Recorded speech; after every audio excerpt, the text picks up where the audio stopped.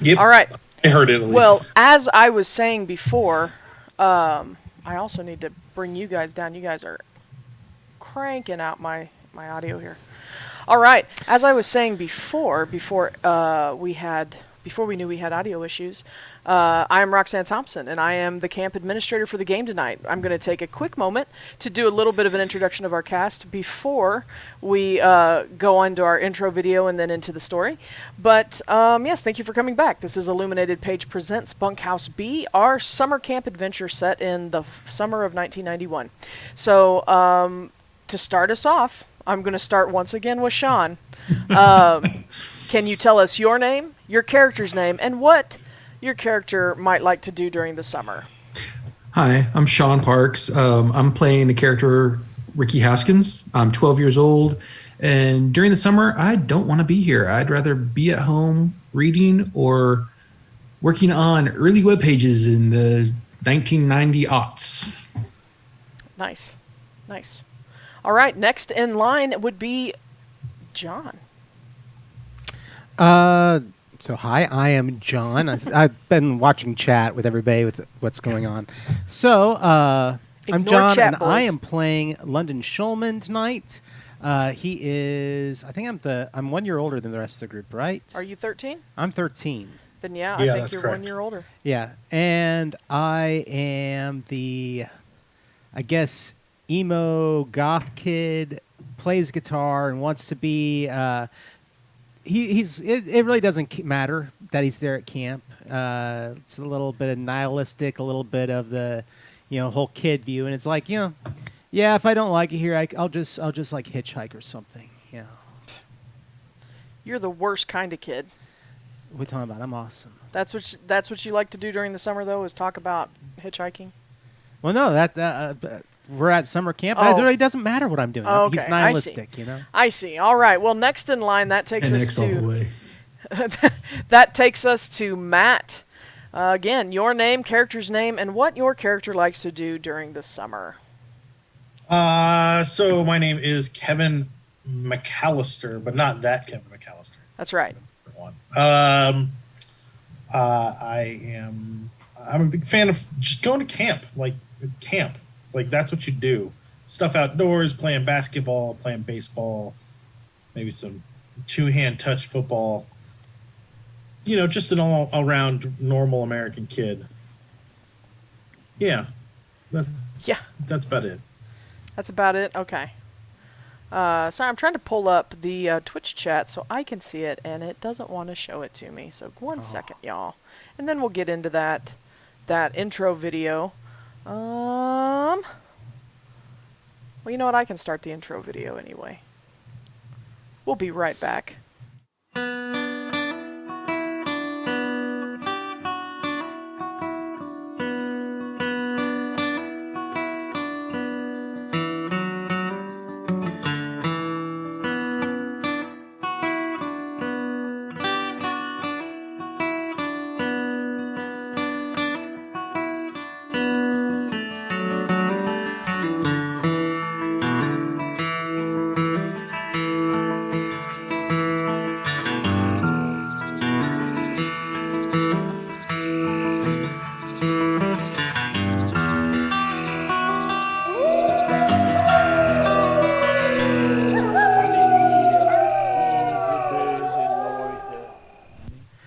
All right, and here we are.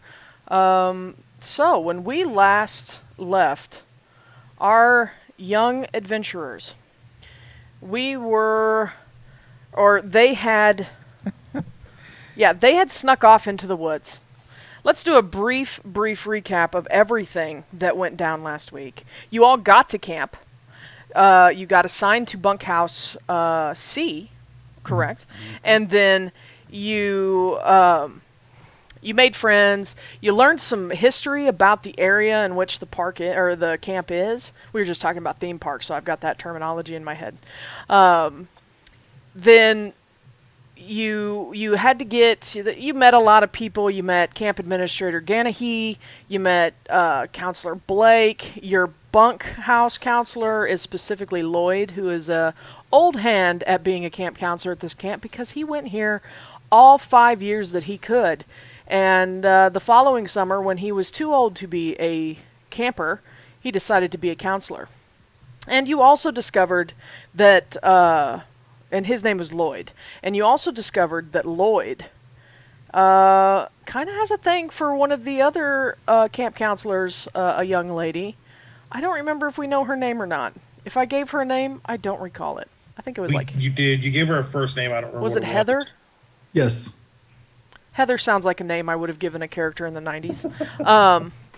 So I'm going to lower her down a little bit. But yeah, so your bunkhouse, so Bunkhouse C and Bunkhouse F, had to go on. It was their turn to take the obligatory Roughin It Camp, or Roughin It Hike. And so you took a hike with your counselors off into the deeper woods, and you ended up passing something that caught your eye, and it was an old signpost for an older camp, which you had learned earlier in your tenure here at camp, that was one of the camps that had been flooded during a great disaster back in 1963. Where there had been an earthquake that damaged the dam that's upriver, and then a huge storm came in and the dam broke, and all the camps down in the river valley along Lake Quiett were destroyed.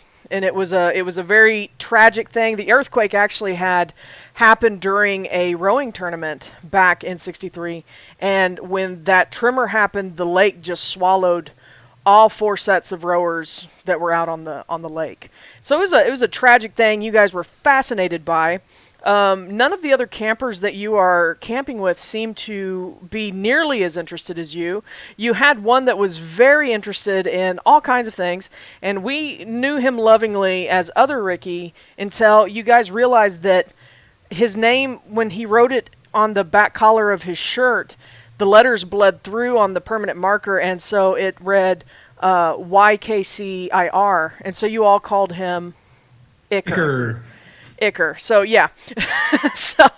so with that, he was fascinated with survival and outdoors, and had read a lot of the same books that our Ricky Haskins had read about survival, and he was very fascinated with the idea of if he had to survive away from fresh water, that he had been able to procure some essentially water purification tablets, and he wanted to try purifying his own urine.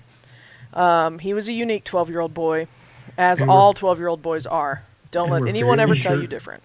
And we're fairly certain that those purification tablets were nothing but sugar pills. That is what was mostly discussed by our crew, or both. So we had gone to camp, or we had gone on the Roughin It Hike, and Counselor Blake showed up. It was just supposed to be your bunkhouse counselors with you guys out here setting up tents, eating camp food on the campfire, and yeah, it's our coup. Vive la Revolution. And actually, they did kind of become a little bit of rebels, and they snuck away. They Counselor Blake made them and Counselor Lloyd go down to the lake to do some night fishing, so he could keep an eye on them, because the boys were trying to get away, and I think Counselor Blake kind of figured that out and wanted to get Counselor Lloyd away from Counselor Heather, due to some interesting dialogue that our boys had for him. They implied that some things were going to go down, and they probably weren't wrong. So they went down to the lake. Counselor Blake got kind of tired, it felt like, dealing with these boys. So he said, why don't you guys move down a piece? I'm going to go fish over here. But he gave them these little flashing reflectors with the fishing poles, and he said, go down and, just stay where I can see you. And the guys ended up setting up their rods and their reflectors, stuck them fast in the mud. They rolled really well to get that done. And it was about... And then they kind of snuck off, because they had seen through some binoculars, they had kind of looked out, and they thought they saw what looked to be remnants of maybe that camp that they had passed the sign for. And so they're fascinated about visiting this old camp. And I believe that's where we left off, was you guys sneaking into the woods to get away from your counselors and go exploring. Yep. Does that sound right? Yep. And I think the plan was we were going to walk along the edge of the lake to get to that camp because it would be quicker than backtracking up the trails. Yeah. Yep. I remember that. That is what was agreed. So, Hey, Sounds Roxy. good. Yeah. Can we touch on the subscriptions in the chat real quick? sure. So Shawn and I gifted some subscriptions. There wasn't a plan there. I Thank just you, did it thank because it was fun, and then Shawn did it because it was fun, I guess. It is. It's super fun. Yeah, it is. So, yeah. Well, I like the random factor. I didn't know it was random until Roxy said it's like, ooh, Yeah, that's fun. I think it just specifically hides bots. So Sprout Girl, Deadlock 123, and first KY Cav. Is that an exclamation? It is an exclamation point. Congratulations. I don't think if you are watching right now, but if you're watching later, congratulations. You've got a subscription for a month. We're going to do this occasionally just because we like our viewers. Also, we like subscription numbers because they look pretty and they make us feel good, even if we give them to ourselves. Hey, you know. So if you haven't subscribed and you'd like to, you can do that. It's free if you have Amazon Prime and you haven't used that yet. And otherwise, it's not that expensive. Every cent that comes into us is going to go into making this production better or paying the talent like Roxy, who does all this excellent work. And I'm not even talking about the excellent storytelling she's done 2 weeks ago and tonight. She does all of our setup, all of our video production. She keeps us running. So, Do my best. it's a little bit of money in her pocket wouldn't be bad. I wouldn't turn it down. Yeah, Literally yeah. the So, wind beneath our wings.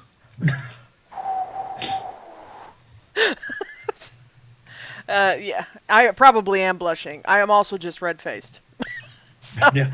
So I don't know if that was a fart joke. If you're getting into character over there, Kevin, but or Shawn, I guess it was Ricky. Yeah, I'm much classier than that. Oh, yes, All mine are dick jokes. that's what, wiener jokes. We're 12. Wiener jokes. Yeah. Oh, wiener jokes. All right. The old wiener jokes. Does anybody else have anything they would like to say before we dive in? No, I think Fantastic. Is that a good, big yeah. no? Sweet. Let me see if I can get some sounds a cranking. Crank that Right sound. I'm gonna crank some sounds. Which is great because last time the birds scared the heck out of us. Yeah, I'm gonna try not to Right. crank them that high. Oh God, murder birds. Hey, Deadlock 123, welcome to being a subscriber. I didn't see you earlier, but yeah, you're one of us now. You don't have a choice. One That's of right. us. Well, One I'm of pretty us. sure that's Levi. So he's just gonna Oh, stare really? at. Yeah, he's just gonna stare at the artwork that looks like him right there in the middle of the screen. Yeah. Yeah. So. That's the London artwork, right? Yeah, for London, Yeah. yep. All right. So, you guys work your way through the woods. You follow along the edge of the lake. And can you hear the sounds? Yeah. The crickets, yeah, Okay, I can cool. hear it. It's great. So, you guys work your way along the edge of the lake. You look back every now and again. You hear Blake and Lloyd, talking, and pretty soon their voices fade into the darkness behind you. I'm pretty sure we'd made it all the way through stealth rolls and everything. You guys had slipped Yeah. away pretty effectively. So you get to the trees, because there's kind of a copse of trees that kind of comes out closer to the shore of the lake, and there's some fallen trees and some bramble and what have you, that you're going to have to actually dip into the woods to get over to where you believe you started to see those remnants of camp. And why you thought it was kind of the remnants of camp is you could kind of see what looked like buildings. You saw some angles and shapes that didn't really match this overgrown woodsy area. So go ahead and let me see. Give me I should have pulled out a character sheet so I remember what you guys do. Spot hidden for me, and we'll see if you guys can, because none of you have navigate, do you? Yes, I do actually. And you have a compass as Nerd. well, right? I have a compass and I navigate. Did you have Well, a flashlight with you guys? Yes. Fantastic. Was that you a only yes roll for the for- flashlight, or was that a yes because you've got a I good roll? have a flashlight. Nice. You want me to And roll navigate or spot hidden? he who has the compass may roll navigate. All right. He who has not may roll spotted. It's really dark. I rolled a 58. It's really dark. I can't really make out the compass real well. Okay, yeah. I mean, I'm gonna spend 4 points to actually succeed on my Spot hidden? spot hidden. I got Okay. a hard success. I rolled a 11 for 40. okay, fantastic. So, is what you see when you said a hard success? Hard success, wouldn't that Okay. be for the first Yep. level up? Yep. Yeah. So you just about trip over in fact, Ricky does trip over another one of those signposts, similar to the one that you saw up on the ridge or up on the hiking trail earlier in the day. And it's just it's a simple wooden post, and in it has been, you can see that it's probably been kind of like carved in and then painted at some point in history past, but it's long since faded. But you see something that does again have the Lakeside Camp moniker on it, and then a little symbol, and then it says it's got like an arrow pointing upward. So you glean, Ricky, or I'm sorry, London, that you need to just continue forward. Dude, this is awesome. Ow. I'm going to see if I can pull the sign off. Well, it's not a sign. It's just dug into the post. Oh, okay. So it's actually driven into the ground. All right. and Well, I was like, if it's a sign piece on the post. it's No, gonna- no, it's actually carved into and it's just like a post dug into the ground, and it's about 4 feet tall, 4 feet out of the ground, and that's why while he was trying to study his compass, Ricky just took it straight to the, not the groin, but he took it straight to the hip. Ow. That what is that? It says that like the camp's this way, man. Come on. When did you We're on get the right high? track. When did you get high, London? Not high. I'm trying to whisper. Okay. Yeah, man. I was like, it got really. There's camp counselors back that way. He's finally excited Man. about something. yeah, London is showing excitement. So, as you guys proceed, you can start seeing through the trees, and with the moonlight filtering through the canopy, you can see that there are what look to be buildings, or at least maybe walls. The farther you go, and are you guys still trying to be quiet? Or are you? trying to. Has anybody decided that they're far enough away that they just want to trample on through? I'm stepping quietly because I'm afraid of wild animals. Okay. Yeah, I'm trying to be as quiet as Yeah, possible. I don't know. I mean, noise travels in the woods so much. Yeah. Especially over the lake. Yeah. So as you guys are going, you kind of feel just a little bit like you hear what feels kind of like a rumble in the earth, but it passes, and it didn't. It's just kind of a feeling that you had as you get closer to as you continue into the towards the camp. And so, if you're all still trying to be kind of stealthy, go ahead and those of you are roll me stealth. You get a okay. Okay, I'm spending 3 points of luck to make that that's fine. a hard success. All right, sounds good. Apparently, I think I'm being stealthy, but I'm hitting every single twig, stepping on every pile of leaves. You know what? I failed miserably.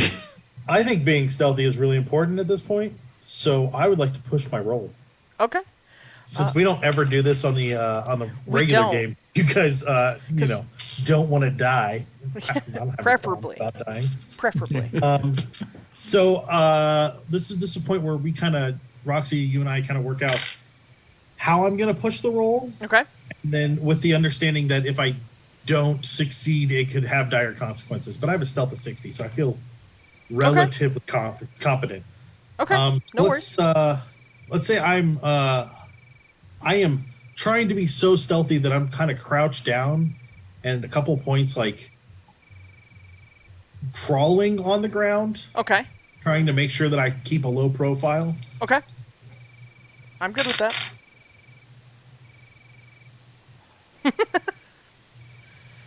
Do you want to luck it? Go ahead and ruin my. Yeah, actually, I will not. I'll lose that 9 points of luck. That's fine. That's a way closer than it was. Yeah. Well, it works. That works. Yeah, I was experiencing this the other night with some rolls too. It's very frustrating. All right, so you guys are approaching quite stealthily, and everything seems to be going just fine. So as you continue through the forest, it's really not that much farther that you have to go before you really start getting an idea of, you kind of walk up on what appears to have been probably the commons area of Lakeside Christian Camp. And it's it's a, I wrote this down. Let me just read it to you so I don't have to wing it. So you see the camp come more solidly into view. There are remnants of pavilions and buildings.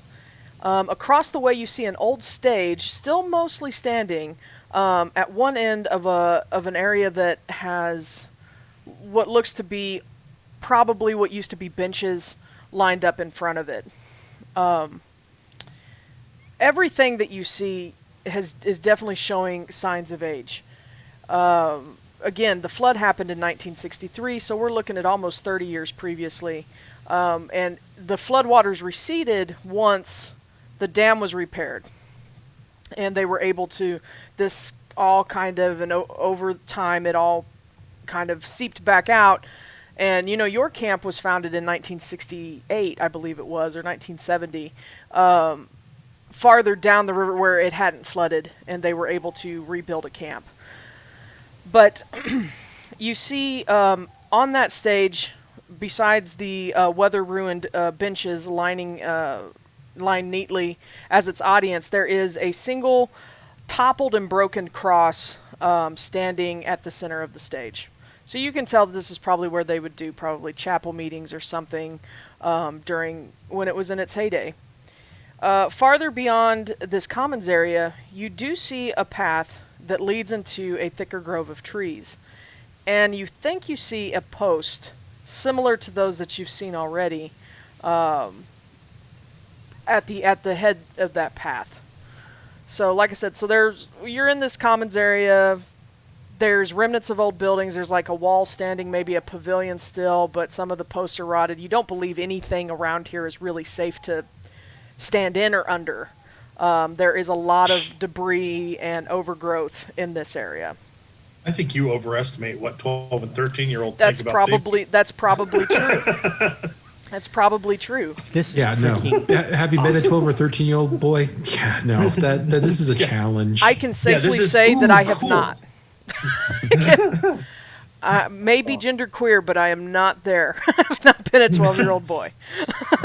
So the path that we see, it just leads deeper into the forest. It's not like it's like you said, it was a path leading in deeper into the forest, right? Yeah, the trees are thicker in an area, and there is another path that it's across from where you guys kind of came in. And I had started to draw a map, but of course I left it out in the other room, and it wasn't. I was just wanting yet. to make sure that we really can't see anything other than like an opening in the trees. No, yep, you just see a path and a signpost. Can I? I'm gonna shoot the broken cross with my slingshot, Okay. Like a kid does. Like a kid does. All right, go for it. Yeah, on a cracker. Nope, no. That's a 90. No, I missed terribly. I think maybe you need to swap out some dice there. That was the third set of dice. I don't know. Well, wow. Then it's just a bad night for you. But yeah, so that stone that you launch into the ether just doesn't hit a thing. You hear it kind of pass through into some trees behind it. But Evan, that's were you it. going for distance? Yeah, that's exactly what I was doing. I figured that was the case. Leave it alone, man. It looks so cool. I mean, why ruin it? It looks so cool. All right. Well, what would you guys like to do? It's really quiet. I mean, it's a calm night, and so far, you can distantly hear the lake lapping at the shores. I don't know. Can we read the other sign at that trail? If you want to go over and read it, yeah. It's about 50, 60 feet away, so you just have to get a little closer. Yeah. Walk over and check the sign out. Okay. I'm standing where we first entered. Okay. I don't really want to go any further yet. You haven't moved in yet? Okay. No. Well, and I'm obviously going to go over there by jumping up on the old benches and walking across them. Okay, You don't just walk on the ground. Sure, yeah, because the ground is lava. We've all learned that. Yeah. It's flooded lava. So why don't you give me a just give me a dex roll. Dex roll, okay. Yes, I got a 5. Nice. Okay, you somehow in the moonlight, you're like, okay, you can make out where the support still stands on some of these benches. You can make out where that is, and you can see where it looks a little darker and maybe rotted in some areas. And you just managed to find that path, like in dungeon crawler video games, where you have to kind of find the right path through the dungeon, or else you're going to hit the weak spot and fall down into the the lava pit. You managed to do that, humming probably a little Zelda tune as you go across, and you make it over to that signpost. Now he's far enough away. What do you do, London? Do you follow him? A little bit, but I'm gonna be like, "Hey, Kevin, do you have a flashlight?" No, man. Is the moon out? Yeah, the moon is out. Yeah, it's a nice moon's out. full We moon. don't need a flashlight. It's not that dark. Why don't I'm you not Ricky. I'm not going to walk into a post. take this? Hey, I was looking at my compass. Hearing him and his whistling, I'm like, "Take this. It's dangerous to go alone." All right. Okay. Yeah. No, I'll take it. No, that's Nice. All right. I pass him the flashlight, and I'll reach into my back pocket and I'll pull out my dad's lighter. Okay. Nice. and that's how the forest burned down. Yes. Yeah. Thankfully, we're on a lake, and it's rained recently. No. All right. So yeah, you make it over there, and you have to crouch down a little bit to make out because it's really worn and kind of dirty. But it's same post as all the other ones. It just this one indicates bunks, and it's got actually 2 arrows. You really can't make out what the other one says, but the one for bunks is definitely pointing once again straight up. So you believe onward would be where the bunks are. Ricky, come on. All right. Ricky. Ricky. What? Yeah, Ricky What? never came in. The freaking benches aren't going to bite you, man. I'm not worried about the benches. He can. What, You the can walk bears? You around worry the about benches. I don't know. I could step on a rusty nail and get tetanus. Yeah, but then we'll just laugh at you and carry you back to the other thing, and then you'll get in trouble for wandering off. It's fine. I grab my backpack off, remembering I have a flashlight in it, put the compass back because it's not doing any good, and click the flashlight and start heading towards Ricky and London. Sounds good. Dude. Sounds good. We're in like Texarkana, right? Like it's just like that. Nebulous. Yeah, I was calling it Nibkansery. It's somewhere in Nebraska, Kansas, and Missouri. So like rattlesnakes and such are a thing, right? Oh yeah. Okay. I mean, Ricky, it's not like you hear any rattling. You hear any snakes? And it's Yeah. it's overgrown, but there are gravel. There's still some gravel areas. It actually, to be honest, here somebody give me an intelligence or an ideal roll. Who wants to do that? I'll let them do it. My character could care less. Okay. I'll do it. Yeah, let the nerd do it. Yeah, it sounds like a good one for Ricky, especially since he's Passed got a with flashlight. 42. Huh? Passed. I got a 42, which is a regular success. Okay, cool. You kind of get the feeling that this really, I mean, besides the disrepair of the buildings and things and the all the wooden stuff, it kind of looks like somebody's been through and maybe cleared it out a little bit because there is like gravel here that looks all right. And there's Like not a bunch of trees and stuff like growing up through. Not really. I mean, there's like grass and weeds coming up through parts of it, but not 30 years worth. You know, the buildings look pretty bad, but this is from what I've read in my books. I mean, this gravel should all be covered with grass and weeds and leaves, and it looks like someone's been through here not too long ago, like cleaned it up. And it's kind of Ricky, weird that cross is still standing up there. Ricky, do you hear that? No, You don't hear that? no. It's probably because you're crying too loud. Let's go. Ricky, Wow. you got to relax, man. All right, Look all right. around.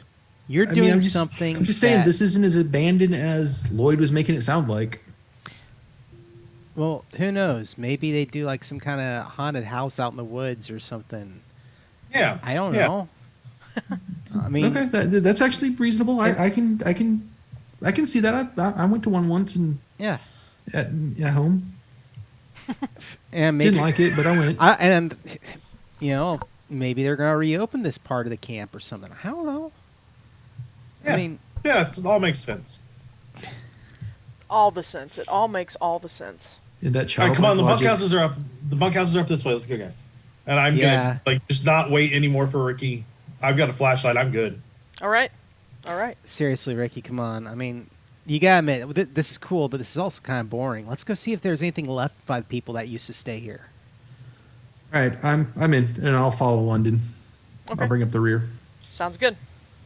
All right, so you guys head on a little bit, and after about maybe another 50 feet or so, it's getting a little darker because the trees are a lot more closed here than they were out in the opening or in the clearing behind you. And the path starts to fork.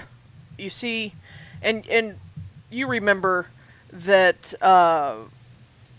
the sign did have a second little thing on it, but there's just a path that forks ahead, and there's one that goes straight. It continues straight, but there's one that kind of goes off into the left, and it seems like it goes a little higher. The one straight ahead seems like it stays on the same plane, maybe kind of dips down a little bit. It's hard to tell because you have such diminished light, but if somebody's, making sure to have a flashlight on and checking it out, you can kind of get an idea that, yeah, the road dips a little bit ahead, and the one to the side seems to kind of go up and to the left and then curve, but again, there's a lot of trees. No signposts telling us which way to go, which fork to take. Nope. I bet one goes to one bunkhouse and one goes to another. Well, I mean, I would imagine there was more bunkhouses than just two. Yeah, probably, but at the same time, I figure let's go down because better chance that the people in that bunkhouse drowned.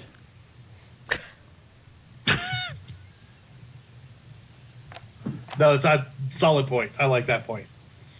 Okay. I like that point. Yeah. Yeah. All right. I'm along for the ride. So, yeah, let's go on the lower path. I'm along for the ride, he says. Okay.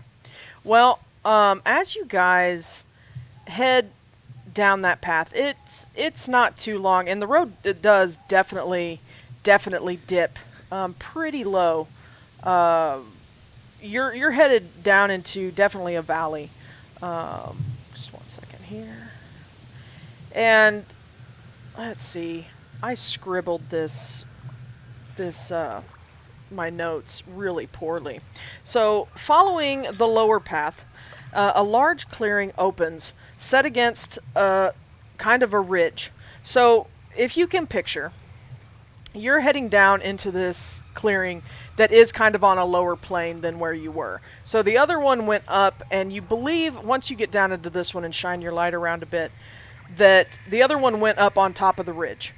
And so at its lowest point, as you start to kind of proceed down into this area, it kind of builds from the ground, goes up to like 10 feet, but the highest point, it looks like it's about 25, 30 feet tall.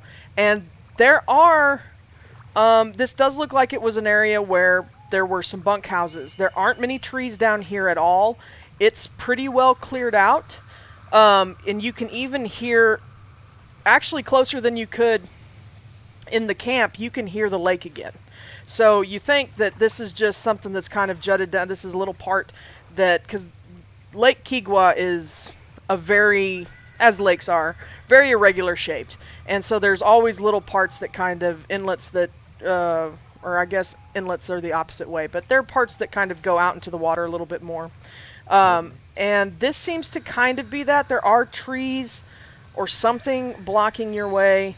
And of course, most of the trees are up on the ridge, but you're in like open moonlight again in this clearing.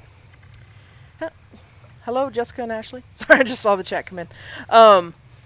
So you get down there, and again, not many trees. Seems like it's been pretty clear. Ricky, you notice this feels very much like the other area of camp was, except down here you see there are several, I won't say several, we'll say a few, what look to be like cement pads. Like maybe where things stood before, but are no longer standing. But across the way, directly across from where you entered, there, question in chat, what did the sign say? Well, the last sign said bunks, and it had an arrow pointing straight ahead, essentially. They couldn't read what the other one said, or what the other arrow was pointing to. But so straight across from where you enter, you actually do see a building standing. And it looks old, and it looks run down a little bit, but it is standing. And the shape and the silhouette that it has against the cliff and against the moonlight is very familiar because it looks very similar to the bunkhouse that you're in at Camp Kiwagwa. Dude, this is a trip. I love it. Well, I mean, I think you were right, London. I mean, those pads there, and there were probably bunkhouses that got so damaged that they just tore them down after the water went away. I mean, seriously, can you imagine?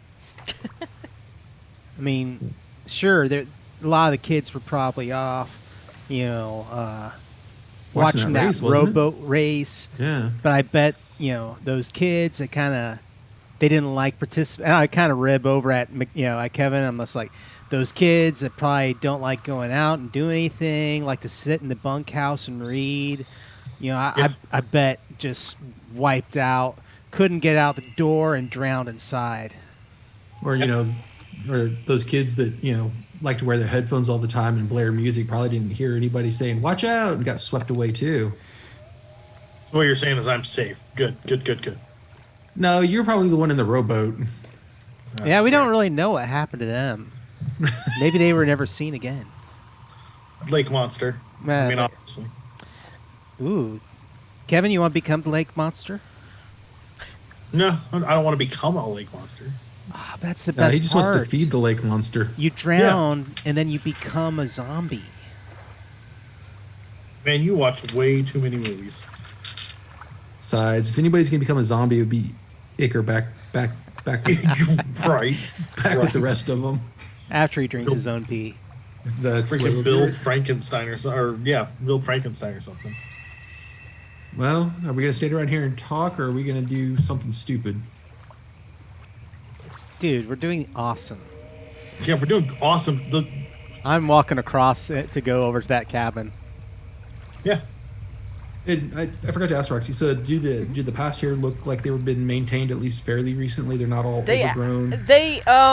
There is some overgrowth, but there is again a path that looks like it has been kept, at least walked regularly. And I'll follow the other two at a distance. I'm going to say the background noise is really kind of freaking me out. I like it. Okay. Good. So you guys head into the clearing, or are you still just kind of looking around? Yeah, do cop down. Yeah, no, we're going. Okay, so let's see here. As you approach, as you head into the area proper, there's some stuff kind of laying on the ground. It looks just like detritus, not anything too worrisome. So are you approaching the bunkhouse, or are you just kind of walking around the exterior? Because the bunkhouse is kind of across from you, and there are cement pads closer to you. I'm headed straight for that bunkhouse. Yeah, I'm like, there's got to be something cool inside. There has got to be. That's a good idea. Maybe somebody's like Foot Locker or something. Okay. Let's go check that out. Okay. So as you approach the bunkhouse, you notice that it does have some writing on the door. Again, this building is definitely old, has definitely seen some water damage, but it is standing. Anyone, if you're interested, give me a spot hidden. Yeah. Never mind. Don't worry about that. I will. Man, I love these dice. Sorry, guys. I got the good pair. Yeah, no Sounds like kidding. And I will even spend 6 so that I can have a hard success. Okay. So yeah, you go up to the door and you kind of, there's some dirt and stuff on it. Do you clean it off a little bit? Kind of wipe it off? Yeah, why not? All right. In the moonlight, you can see that this says, it says simply Bunkhouse B on it. The paint is faded and eaten by water and mildew and stuff, but it does say Bunkhouse B. And there's an interesting little symbol below it, and I'll show you what that looks like. 1 second. I hadn't finished. We needed really solid organ music then, Roxy. Organ music. Bunkhouse B. Dun, dun, dun. Da, da, da, da. Yeah. So this is the symbol that you see on the door. Does it have a symbol inside the symbol? It does a little bit. It's got some lines in there. But, you know, it's one of those things where, you know, you can't really tell if that was supposed to be there. It's very faded. But you can make out at least the greater shape there. Would anyone like to give me an idea roll? Yeah. No. Kevin has no idea. Anybody else? I'm not that I really don't. Can I roll an occult roll while I'm looking at that symbol? Do you have a cult? Oh yeah, took you a do read cult. books and stuff. Yeah, so like Books and stuff Egyptian about weird stuff. Oh my Yep. god. I am going to spend 5 points of luck to get a normal success. Okay. You see that it kind of it kind of resembles a Christian fish a little bit, but something's weird about it. Something's definitely weird about it. What are the commands to spend points and give rerolls? Looks like Kevin could use a few. You have to subscribe. You have to give some money, bro. Yeah, I'm not paying for you to subscribe to Jimmy. Oh wait, maybe I am. Wait, are you? Great idea. I'll just pay for my own rerolls. This is great. That's I right. like it. So I'm glad you said the Christian fish, because when you show the symbol, I'm like, wow, that looks like a piranha version of the Christian fish.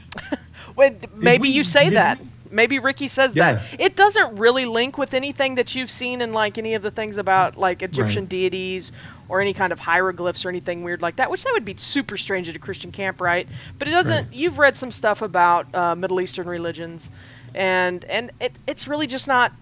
It's not something you're very familiar with. But you do know that it looks like the Christian fish, but it looks a little off. Hey guys, dude. Like see it unsettles you a bit. the guys, see that symbol on the door? Yeah, this one. Yeah. Right. Yeah. It's weird. It looks like an evil version of the Christian fish symbol. The evil version. Dude. I mean, it's just kind of creepy. London wants the it good on a news- T-shirt now. I so wish I had a camera I with stan me, it. like a Polaroid or something. Well, I'm going to pull out my backpack, take out my journal and pencil, and sketch it for him, tear the page off, okay. and give it to him. Here. Seriously. Here you go, bro. That's awesome. Not a Nice. problem. It's like if one of y'all had I mean, call me crazy, I know, but like, if one of y'all had a pocket knife, I'd maybe smear a little blood on there, see what happens. No. What do you know? All right, because I want friends. I'm going to reach back into my backpack and hand him my pocket knife. Do you really do that? I'm gonna prick the tip of one of my fingers and do that because I think it's cool. All right. Well, when you do that, and go ahead and just because I want you to, give me a Constitution check. Ooh. I mean, because you're trying to seem like a badass right now, but You know what? That is a no. That is a heck no. you do it, and you're like, you kind of hiss, and you actually go when you see the blood well up, but you you try to hide it. Can I fast talk out of this and be like, yeah, man, that hurts. I went a little deep. Yeah. If you would like to try to do that, I'm gonna make it an opposed with the other two guys, and they're gonna do a spot your bullshit roll. Spot my bullshit. That's a spot hidden. Oh. I Okay. rolled a Definitely got that. Can rolled a you 55. spend luck to on your on opposed rolls? Yeah, you just can't spend luck on combat rolls or luck rolls, as far as I remember. I'll That's go. correct. I'll go ahead and spend 3, and take it down to a hard success. What'd y'all get? I also got a hard success. I got a 55, so Okay. that's a no Okay. success. So Kevin's a mite suspicious, but you play it off. You play it off pretty well. And so, do you then spread it onto that symbol? it's like, yeah. Kind of like, damn it. I wish Marjorie was here to see this. Was Marjorie Who's the girl? Marjorie? She was the one that girl he at was Yeah, talking she's to at the one with the. way too much right. makeup that Right. messed up her lipstick. That's right. You kind of feel that rumble again. And John, I need you to give me a sanity roll. Ooh. God, did I go too far? Being the goth Oh, kid. that's good. It's perfect. I actually passed it. All right. Just It's a new experience for me. just lose one because it does make your stomach twist a little weird. But you think it's probably just because the blood. But go ahead and lose 1 sanity. It's not going to be anything too serious. All right. That's still a new thing for John to only lose 1 sanity point. Yeah. I mean, wow. It's because I'm winging it, guys. No. All right. So, do you guys go in, or do you want to look around? Yeah. What are you doing? Kick in the Oh, yeah, door. we're- Ka-chow. Wait, London, can I have my knife back, please? Yeah, dude, here. Thank you. Always call him clean Linda? your blade. London, Yeah? Okay. I might have slurred it. I just want you to start calling him Linda. That'd be great. Listen, Linda. Listen. So you want to actually kick in the door, or do you just want to? I mean, I assume the door is like. it's old. Yeah, I mean, Yeah, you I'm probably. kicking. I'm kicking in the door. I don't care if it works. I just want to look cool. Okay, well, give me a strength check then. Yes, barely. Okay. 9 under 60. Okay, you kick it and your foot goes through it. And so you're kind of, and it kind of swings open a little bit, and so you're just kind of, you've got your leg up to the mid-thigh through this door with your skinny 12-year-old leg stuck yeah. through it, and it hurts a little bit. Go ahead and I won't make you take damage, but you're bruised. You do not like the feeling of this, and you're kind of stuck there until one of them. That was cool, Kevin. You went a little Yeah, high. yeah. You went a little high. The door is kind of almost up to your crotch, and so you're kind of stuck there a little bit. And You guys, can you help me real quick? Like, You need some help? Yeah. Yeah, a little bit. Well, I'll help support Kevin. London, you just yank the door and see if we can get his foot free. Okay. I'll push the door open once he gets, helps him get his leg. okay, I'm like holding his shoulder, like under his arms, kind of holding him. that's fine. That's fine. I'm gonna say that it works. It's a comical sight of Ricky trying to pull him back, and he's hopping back on one foot, trying to get his leg out, and his big old boy foot gets stuck in the door because it's twisted the wrong way than what he kicked it, and so he's like, oh, my foot, blah blah blah, and there's some cussing and swearing, but eventually he gets free, and now the door's just open with a hole in it, and Before it goes all the way open, I look through the hole and I'm like, here's London. I'm pushing it the rest of the way. all right. 12. There's no way I've seen that movie. Oh, I've seen them all. Come on. Yeah, London definitely has seen them all. We're pretty sure about that. So, all right. And it's not because it's a scary movie. It's because it's Kubrick. Well, that's funny because I was going to say, wow, you read Stephen King? Who? Oh, nice. Yeah, that's the dynamic here. Is we have the one that's read the books and the one that's only seen the movies. And there's Kevin's like, I don't know what you're talking about. So you open the doors open now. Before you lies a very dark room, and the normal sounds of like a cabin. There's creaking wood. There's sometimes a little scuttling, little noises like that. Who knows what's actually living in this thing? Has anybody shined a light in? Yeah, I'm shining a light in. All right, so you shine the light in, and there are a couple bunks in here, in the back far corner. They definitely don't look like they have. They were original to this building. They don't look like they're moth-eaten or even flooded or mildewed or molded. They look like they're bunks. The room itself is pretty mildewy though. There are some lanterns hanging, but they're not lit. Yeah, it does smell. It smells musty. But there are windows. There's no glass in the panes. There's no glass in the windows anymore. So you're getting a nice breeze through. So you still kind of hear that sound of the lake. But it's farther away and far more muted now. But someone give me a spot hidden. I So I'm can, right but there I'll at the fail it. door. I got a 23. I made it. I got a hard success. Hard success. Okay, and looking around the room a little bit closer, you do see there's like a table off to one side that's got a small, kind of is like a little flat basin that sits on top of it, almost like kind of altar-y. And there's some cloths draped over it, some stains. There's a drawer in the table, but it has a lock on it. And then let's see. Go ahead and give me, Ricky. Give me an occult roll. I mean, did they point it out to me because I did not pass a spot check? Oh yeah. I mean, there. Yeah, those of Yeah, you that yeah, did yeah, pass yeah. it. I mean, they're shining their lights on it and kind of. Oh, talking okay, about which it drew and my stuff. attention. Okay, so a cult. Yep. 48 pass. Okay. Yeah, that looks like a weird altar to you. You've seen pictures of like strange cult like altars and stuff in some of the books about perhaps cults or things like that. It looks like somewhere where something is done. Seriously? We're Like not the even first about like people Aleister here. Crowley's, was it Lima, all that stuff. This looks like something weird that you don't understand a thing for, like why it would be here. Also in that spot hidden roll that you guys made, I'm going to say that one of you was which one of you got the higher success? I believe it was We Kevin. I got a hard success. Yeah. Hard success. You both got hard successes? rolled. Actually, let me double check my number, but I got a 21.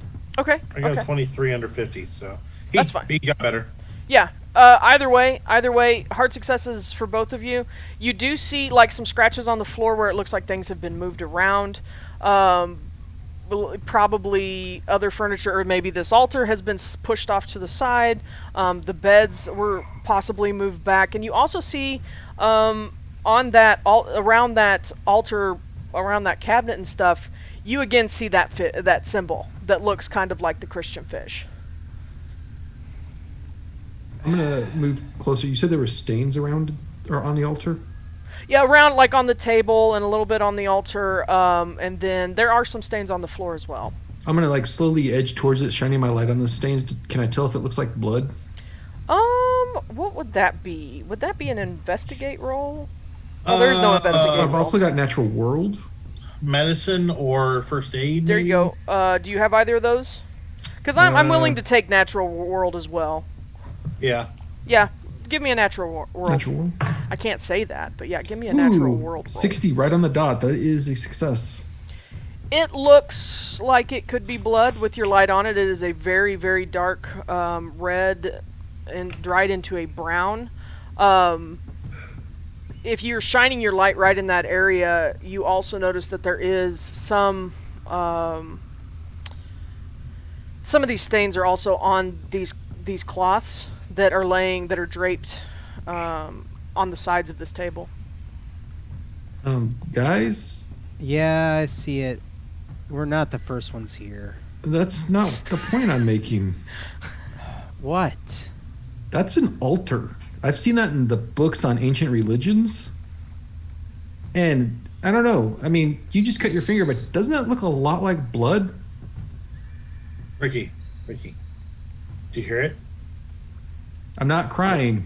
It's the ambulance coming to get you. No, well, good, because It's probably just something old. It's not a big deal. really, because it looks like things were pushed out of the way for it. Maybe, yeah, but the those are fruit. like brand new beds. I think Yeah. I think we found like where Blake was trying to keep Lloyd from going. Yeah, probably.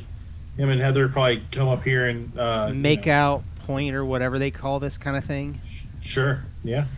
Are you guys talking in normal speaking At voice? this point, I am. Yeah. Okay, give me some stealth rolls. 52. That's a fail. John is very Oh! happy. I've only I failed got one an test so extreme- far tonight. This is unreal. I got an extreme success. with Oh wow. my- Okay, so you're all very stealthy. Well, let me see. Not me. I failed. I'm a it. hard Oh, you failed, success. and I you're failed. you're talking at normal voice as well. Yep. Okay. All right. So you guys are kind of having a little argue in there, and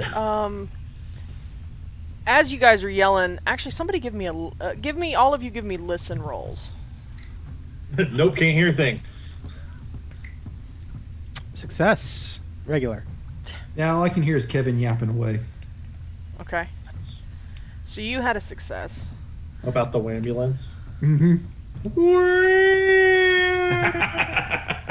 Nice. All right. So all So the being made fun of while we play D&D are coming back. we're gonna say that London, you're kind of standing close to one of the windows again that don't have any glass, and you're bummed. You're super bummed that you did not get to make this cool discovery with this cool symbol and put your blood on stuff. And as you're there, you kind of did you hear also, Kevin? No. No, just London.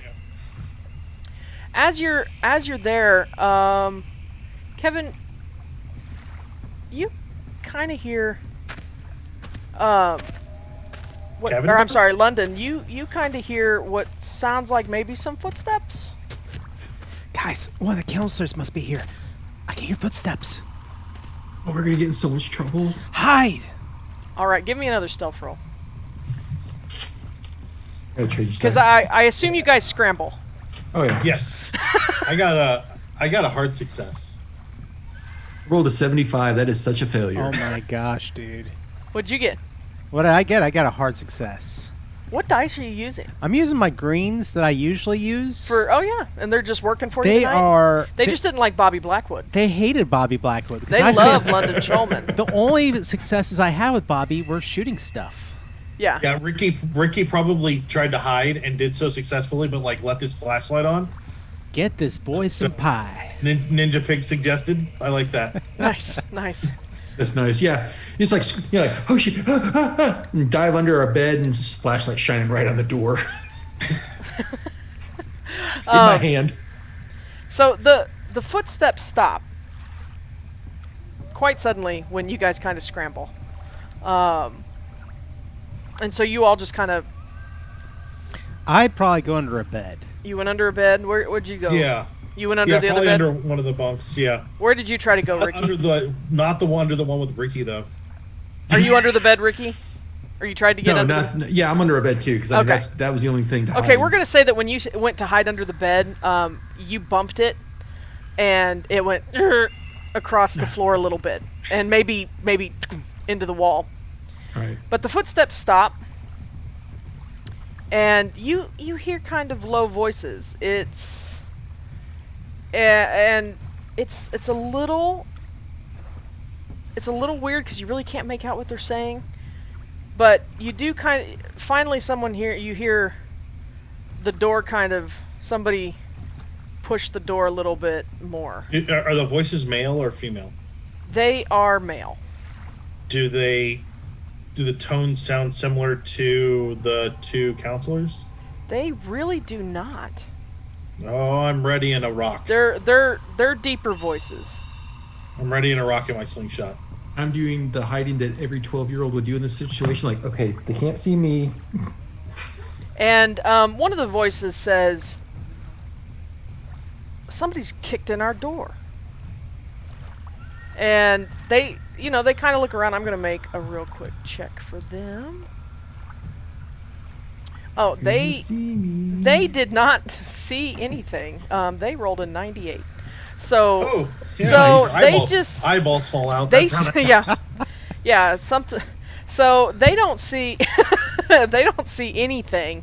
But and they're like, "What do you mean somebody kicked in our door?" And there's a couple conversing voices, and they're like, "Well, what the hell would have done that?" And but anyway, they're like, "Well, it doesn't matter anyway. Just get it and come on out." And so these two guys come in, and you can see their feet. You can't see from where you are under the beds and your far and your proximity. They don't hear you breathing, and you can't see above like their shins. And you see as they come into the room, they go straight to the altar, and they each seem to grab those cloths that are on the sides of that table that the altar was on, and they don them, and you realize that they are robes because all these dark robes drape down to the tops of their sneakers. Did we hear more than two voices? You did. You can still hear some voices outside. Oh, so there's a gaggle of murderers. Gaggle of murderers. Okay. They could just be acolytes of the piranha fish on the door. Like, they could be. You know, that's a really good guess. You know, Besides, you didn't think it was blood anyway. That's what I would be thinking. Nice.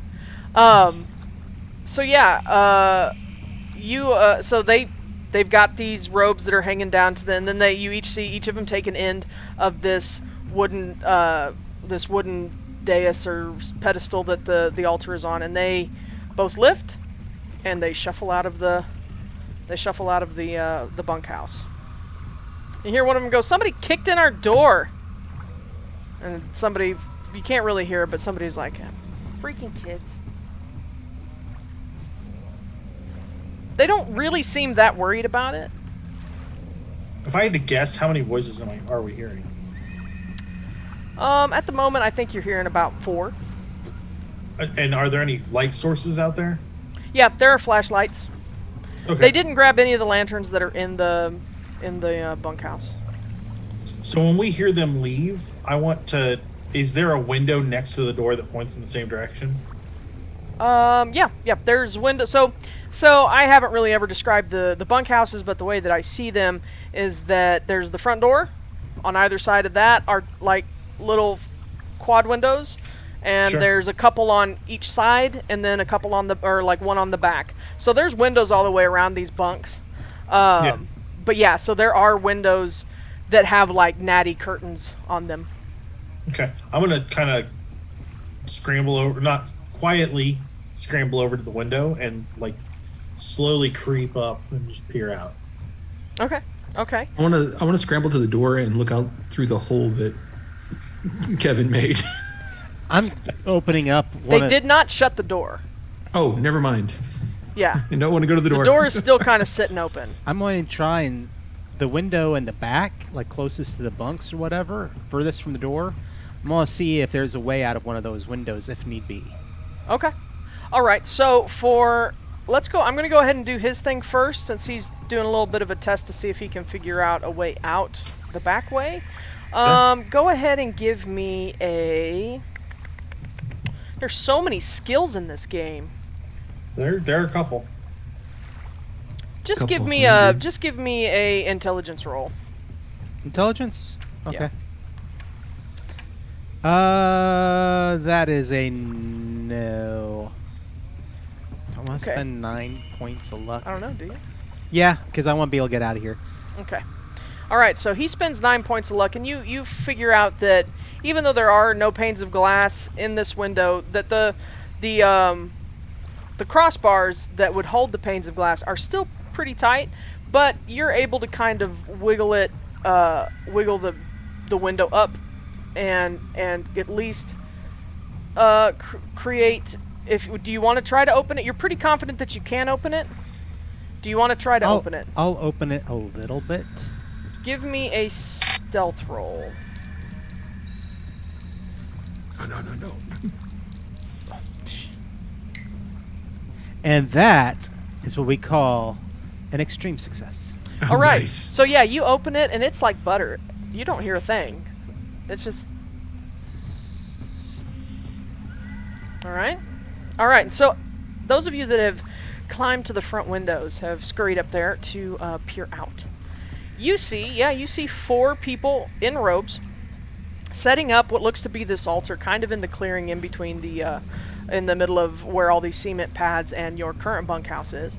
And, you know, one of them's actually smoking a cigarette. It's, you didn't think, the 2 guys that had come in earlier, you didn't recognize. But when you're looking out there, you do think that the one that's smoking a cigarette, you're pretty sure you saw him at the weenie roast earlier in camp. But he's one of the other counselors, but you've never had any dealings with him. He's more just on an admin level, and he just pops in and out every now and again. He's not any of them that you would know the name of, but you're pretty sure that he does work for the camp. And yeah, they're setting some stuff up. It's kind of weird. They seem... Somebody give me a psychology roll. I'm not over there. Oh yeah, I'll you're try not over it. there. Yeah, no. Yeah, they're foreign animals to us. They're adults. We don't understand them. Okay. Yeah, they kind of just look like adults. I mean, they don't even, besides this altar thing and that they're wearing robes, I mean, they've all got their hoods back. They haven't even put those up. They just look like adults. Do we And recognize... okay, sorry. Go ahead. no, what would you like to say? I was gonna say, so we know we recognize one of them, but as we're watching, do we recognize anyone else from the camp, or? Go ahead and give me what would that be, Matt? What would be a good, like, recognize roll? And just intelligence. Just another, yeah, give me another intelligence roll. That is a 40. That's a success. Okay. Yeah, you're pretty sure that you've seen these guys around. Now that you're really looking at them, you may not have been familiar with their voices. You're pretty sure that you recognize most of these people from around camp, even if they're just like maintenance, lawn guys.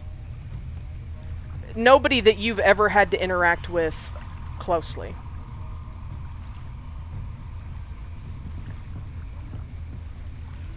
And so while you guys are sitting there watching London, do you continue to stay at the back? Yeah, I'm gonna make sure the coast is clear. At the back? Yeah. The back, it backs up to that ridge. So, I mean, there's about 5 feet between the back of the bunkhouse and then it's just like rock wall. Or just cliff wall in the fort. Is there any way for us to get out of this bunk and back to the lake without having to go past them? Like I said, you do hear the lake, not that far away. So there may be another way to the lake. You did not get to really explore around the clearing too much before people showed up. But you may be able to, with enough stealth, you may be able to kind of skirt the ridge wall and see what you can do. How far up is the rock wall? Or the ridge? Like how high is it? Yeah. At this point, you're looking at probably about 20 feet. Look like lots of good handholds, or is it? Not really. There's some roots that are sticking out in some places, but in the dark, and you're not really looking at it.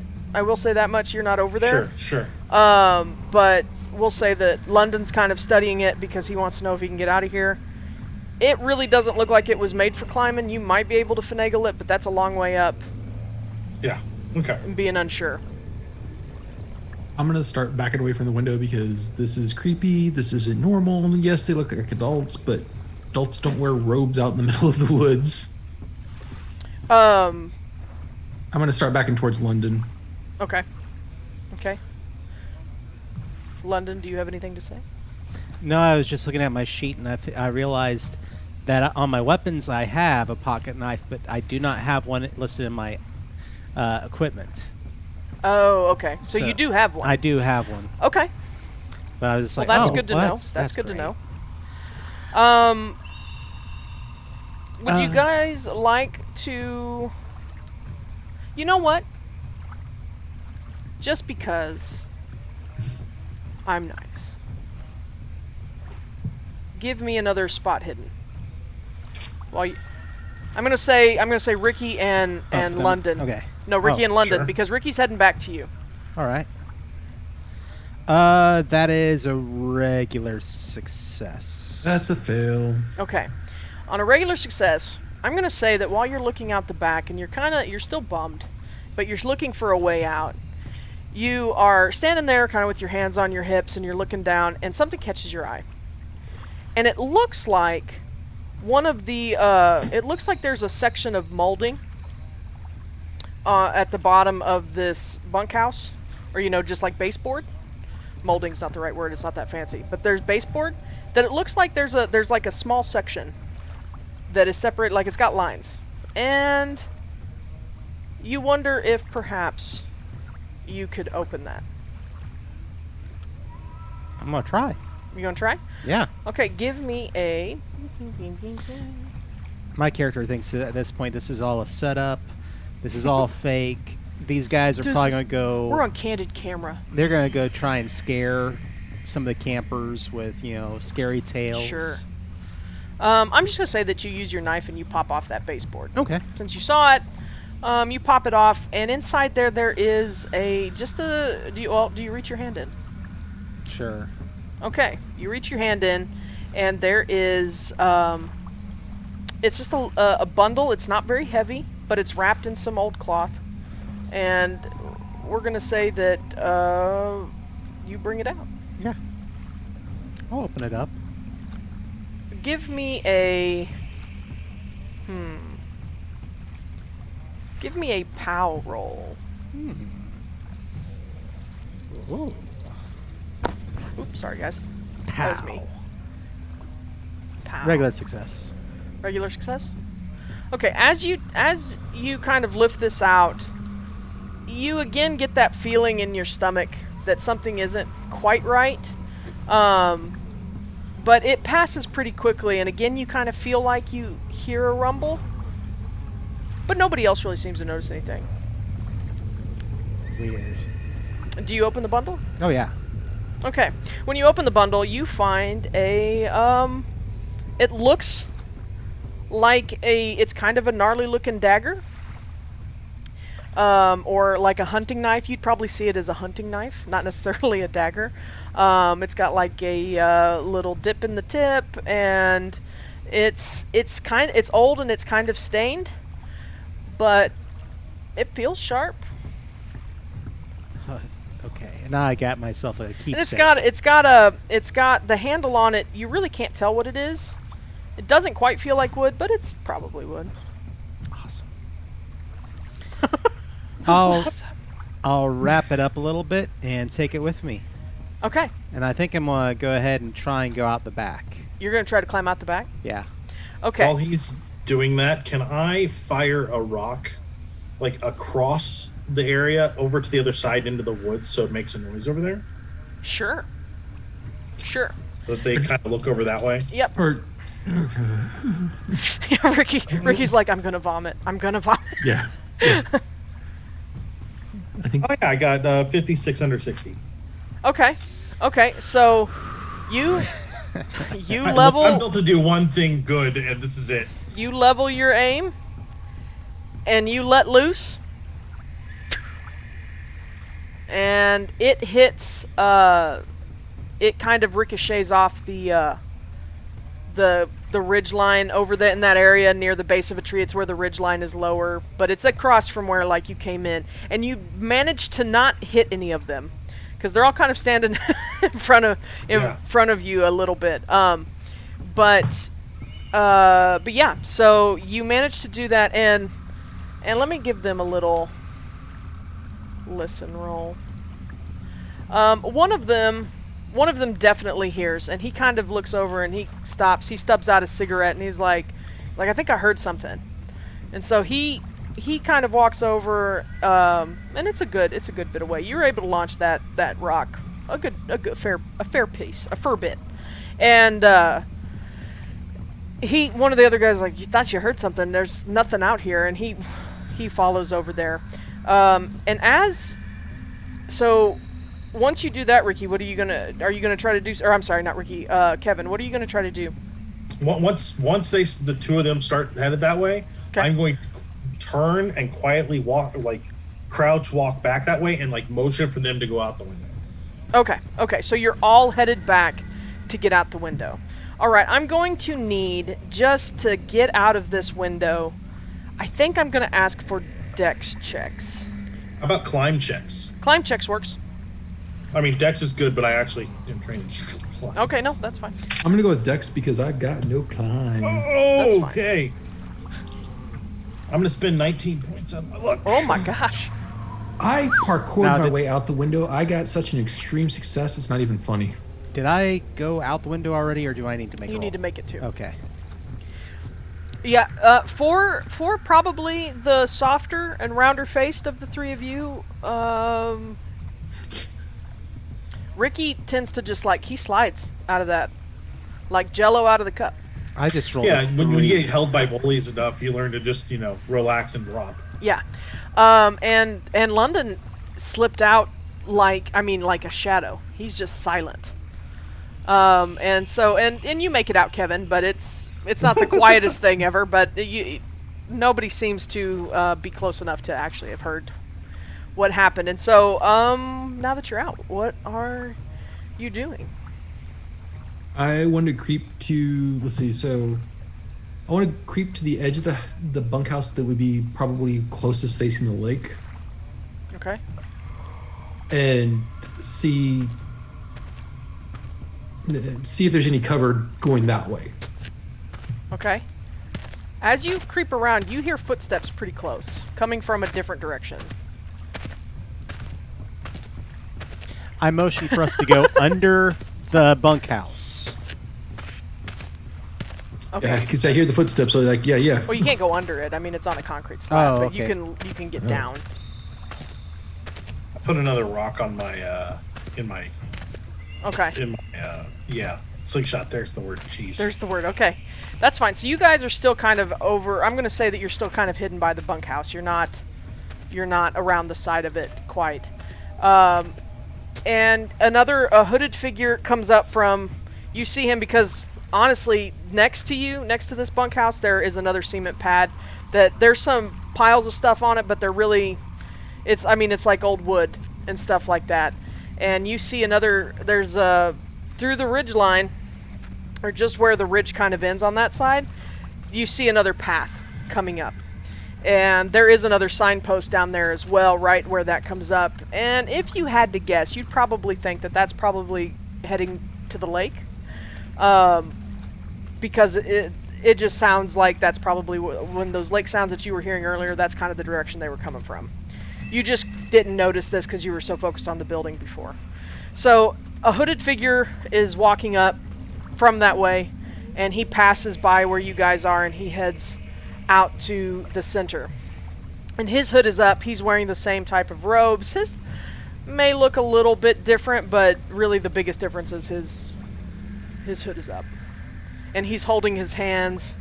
His hands are tucked in each other's sleeve, and it's a person, but you can't see any features. And he walks off into the center, so he's a good bit away from you now. And when he appears, he says something that doesn't make a whole lot of sense to you, or you really can't hear it. He says something, all four kind of gather around, and they start a quiet conversation. Would any of you like to try to listen, or what? What would you like to do? I'm kind of interested in sneaking away, but I will listen first and see what I overhear. Okay. That is a 13. Nice. And, so that's a hard success. Okay. You hear, first, would anybody else like to try to listen? I succeeded right at 50. Did you okay? I'll try as well, and ooh, I succeeded. Sweet. Oh, look, you're finally going to do something. Hey! Hey, he slid out that window like a Yeah. freaking, like That's Jello true. out the cup. He ninja'd his way right That's out right. the window. Whew. So you all can hear them. I think London can hear. He picks up a little bit more, but I'm gonna, for the sake of narrative, I'm gonna say that he passes along what he hears, and it fills in the pieces that you guys couldn't quite make out. But you hear the deeper voice of the hooded figure, and the rest also put up their hoods at this point when they see him. And you hear them, one of them says, "We just got here, we thought we heard something." Someone also, it seems like someone kicked in the door of the bunkhouse. And you see the hooded figure kind of stiffen, and his head turns back towards the bunkhouse a little bit, and the door is still open.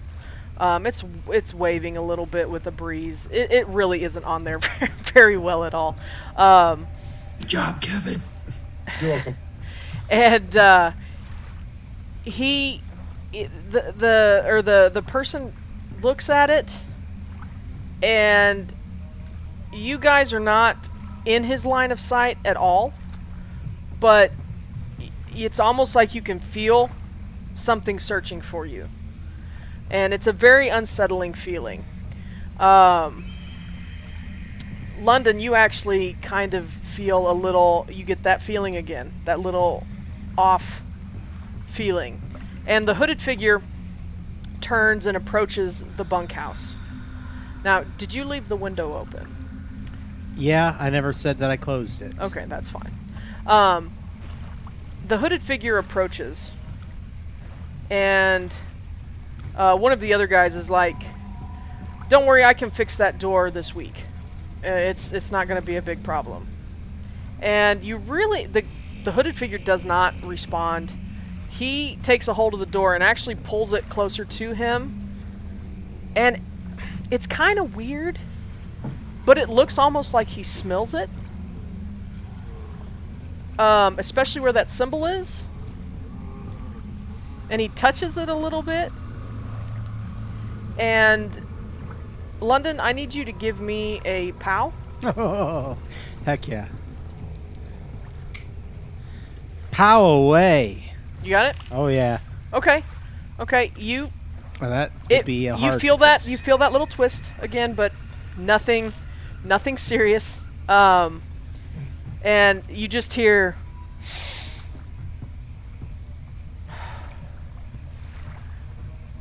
and he releases the door, and he walks away, and he returns to the others. They speak low, and he says, "Well," he doesn't really acknowledge it again, and he says, "We need to begin. We've waited long enough. We need to begin." And so it is at this point that the four men, hoods pulled up, they all gather, the original hooded figure with the deeper voice taking more of a central position as they take up positions like as corners around him. And he takes up the central position with the altar. And he brings some things out of his robes, and you really can't see because his back is to you. But you can tell that they're doing something there. You see him unlock the drawer on the dais and opens it up, and he pulls out some other effects to use. And go ahead and give me an occult roll, Ricky. Success.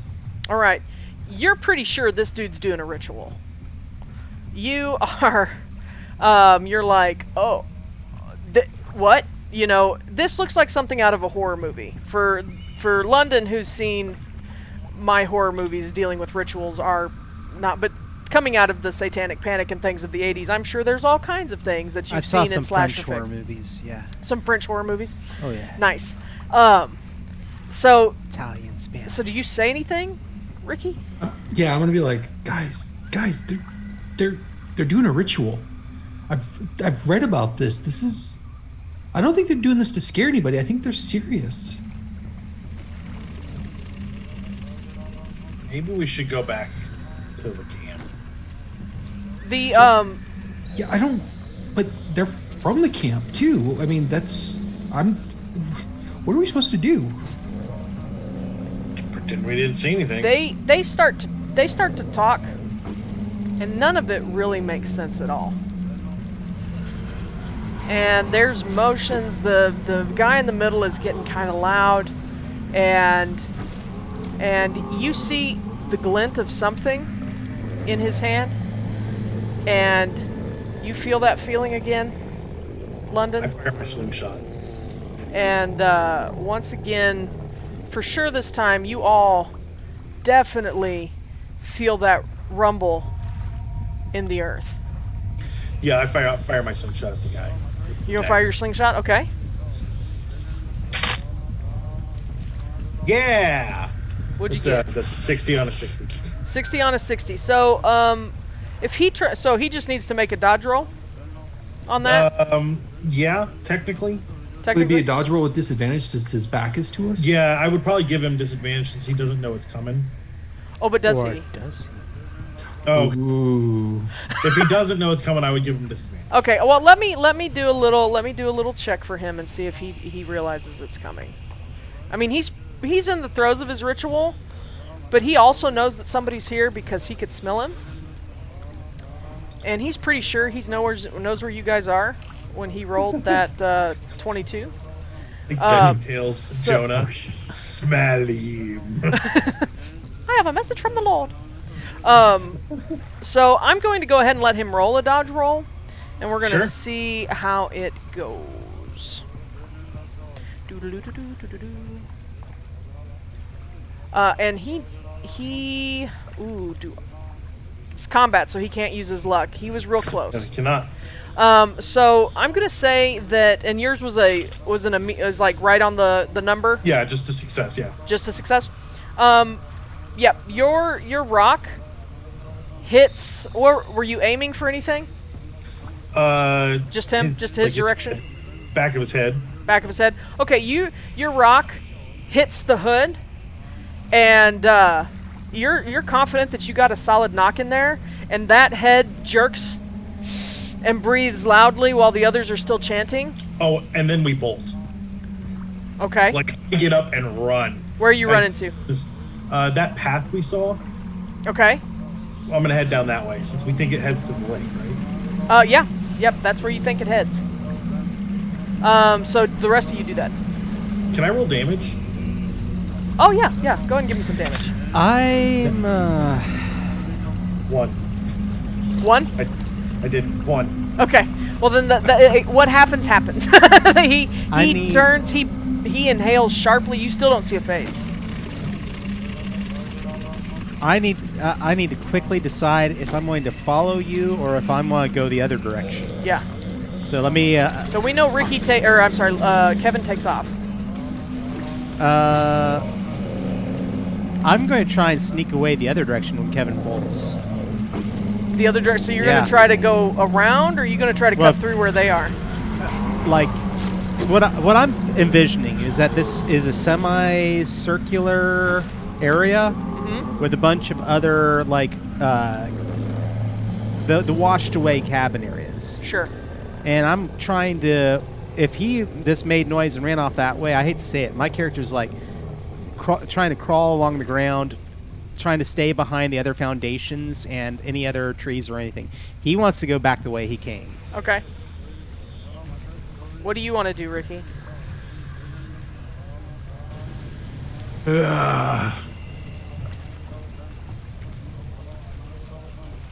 I'm frozen. I'm going to stay there and I'm going to watch and see if they take Okay. after Ricky or London. Okay. I mean, after Kevin or London. Okay. So I'm just going to crouch down that, I'm like, this is not happening. This is not happening. This is not happening. This is not happening. Okay. Yeah, I want. Okay. I want evener odds because I was like, my character's freaking Okay, out. then I need you to roll a stealth roll. Okay. And Ricky, or I'm sorry, Ricky, I keep calling you the wrong name. Kevin, since you bolted, I'm going to say that you're probably not trying to be stealthy. You just took off. No, Okay. I'm just running. All right, so go ahead. You give me your stealth roll, London. You made it?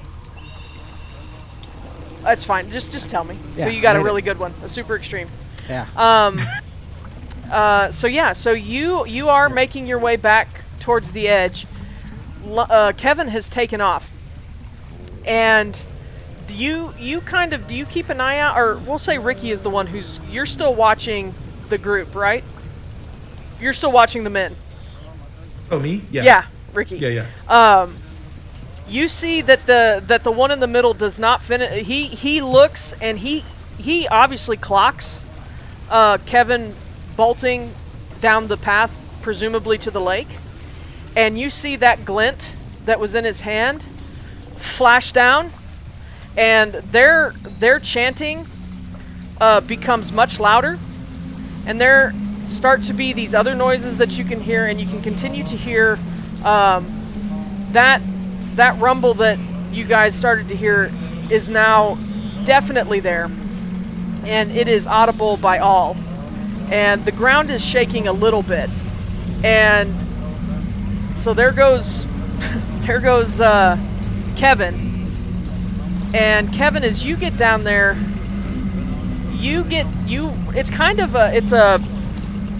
it's trees on one side and then the rock ridge to the other, and you're kind of running down this cleared area, and yeah, after about 60 feet, you kind of come out on the shores of the lake, and you are not alone. There are about five things crawling up out of the water, and they do not look very friendly as the voices of the chanting fall behind you. And we're going to take a break for about 10 minutes here. Oh man. And yeah, so we'll be back in 10 minutes. I'm just going to play the 10-minute timer from the start and come back, and we'll see how this goes. So be back in a second, y'all. West Central, I don't remember. But anyway, we're not there, and we don't want to steal their thunder. We are in the forested hills of the Midwest, along Lake Kigwa, where 3 campers of Camp Kiwagwa decided to sneak away from their Roughin It Hike and their camp counselors and explore this old, abandoned, flooded, rundown Christian camp from the 1960s called Lakeside. The creepy Jesus fishes. With a symbol that resembles the Jesus fish, but is not quite. And when we last left our youths, one was crawling for safety the way that he'd arrived, very stealthily. One was frozen in fear at the back corner of a bunkhouse, peering around it, and the other one waiting for his ambulance. Apparently waiting for his We're ambulance. gonna see who needs a ambulance soon. And then the other one dies so bad. The other one ran off and towards a path that he presumed went down to the lake, where he was met with a host of others. And so we're going to head back, and we're going to jump right back in with Kevin and his friends there. So let me go ahead and get my sounds going again, because those were working out real well for us. Yeah, by that you mean they're going to give us nightmares, yes. Well, you know. Yeah, the footsteps seriously creeped me out. Did they? Right? Every time. You know, Yep. I was just thinking, you know, the Jesus fish, the ichthys. Yeah. Very icky. We could call it the ichthys. Are you implying that other Ricky might be down here? How dare you? He's the cult leader. If he grew like 4 feet and his voice deepened, like if he like went through all the stages of puberty immediately in one fell swoop, It could happen. In this universe. It could indeed. We really don't know. That could have been the ritual.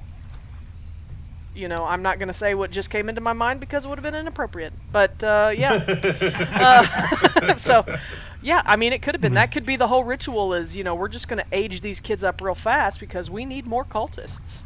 Ooh, that's actually a good storyline. Next time on Bunkhouse B. But, yeah, so Kevin runs down to the lake, and there are these... Honestly, Kevin, what you see before you look like 16, 17-year-old kids once. And what? What? On Letterkenny, there is an Amish couple, and they end every sentence with once. Oh, okay. when you wait, you set everything and then waited just a little bit and then said It one. took you there. Took you Yeah. there. Nice. But yeah, they look like they were probably 16, 17-year-old kids. Their skin is a mottled blue and gray and pale, lips blue, bloated. Not overly so, but their skin is hanging a little oddly. Their eyes are bulging a bit, and you notice that they're all kind of dressed similarly, but not identically. They seem to have on like sleeveless shirts. There's on the front there's looks to have been some type of icon or some sort of image, and on the back is faded numbers, each of them a different number. And go ahead and give me a sanity roll. Please be slow zombies. Please be Oh. slow zombies. Oh, that's a lot of zeros. Oh. Is that the too many zeros? That's all the zeros. Oh. Okay, well, I need you to roll me a 1d8, please. Oh, The pain. that's a 6. 6. All right, so you lose 6 points of sanity. Okay. And then I need you to... I like that I'm 2 points away from temporary sanity loss. Yeah. Nice. So I'm going to go ahead and say, give me a... well, what do you do when you're faced with these? They are crawling up out of the lake. They're still a good bit away from you because you just broke into this clearing when you saw these people essentially crawling up and beginning to stand on the shores of the lake. You're not even entirely sure if they see you. So is the... Are they moving slow and disjointedly? A little bit. I'll say sure. They, like I said, it doesn't look like their skin is sitting. Is there a good tree to climb right here? No, well, I mean, there are trees to the side. You might be able to, because you got kind of a rock wall and ridge on one side, and then the rest is kind of forested. So there's definitely a tree if you want to try to climb one.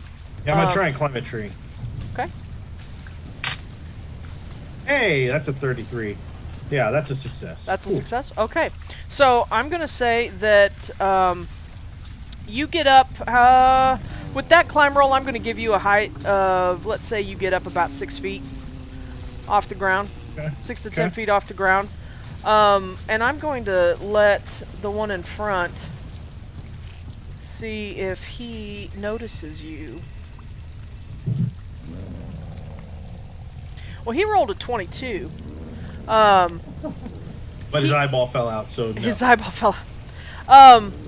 He does see you scramble up, and he kind of takes note of you. Doesn't say a whole bunch. You start to hear from a distance again. You hear the chanting growing even louder from up at the camp. Okay.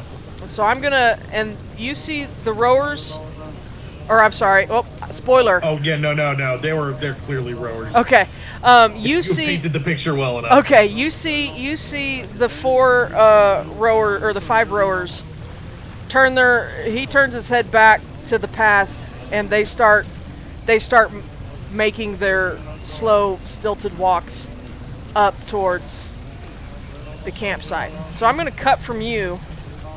Yeah. And we're going to go to Ricky, and you just hear all of this chanting, and I need you to make a sanity roll. No. I failed it. Regular failure. Okay. So go ahead and give me a,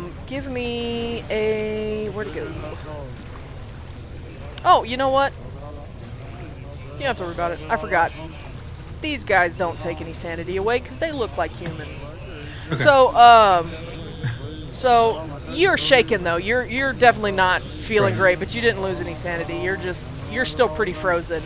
The chanting is getting incredibly loud. London, do you with the chanting getting loud? I need you to give me a POW check. That is a success. That is a success. That is a success. Okay. Words are hard, folks. I'm struggling tonight. So yeah, you managed to you're not distracted by that. You are continuing your crawl. Give me another stealth roll. Because you're coming around a different way, so somebody might be able to see you. Oh yeah. And I will go ahead and spend 9 luck so that I can have that hard success. Okay. All right. So you have your hard success there, and you keep crawling. All right, Kevin. Yes. You are in a tree.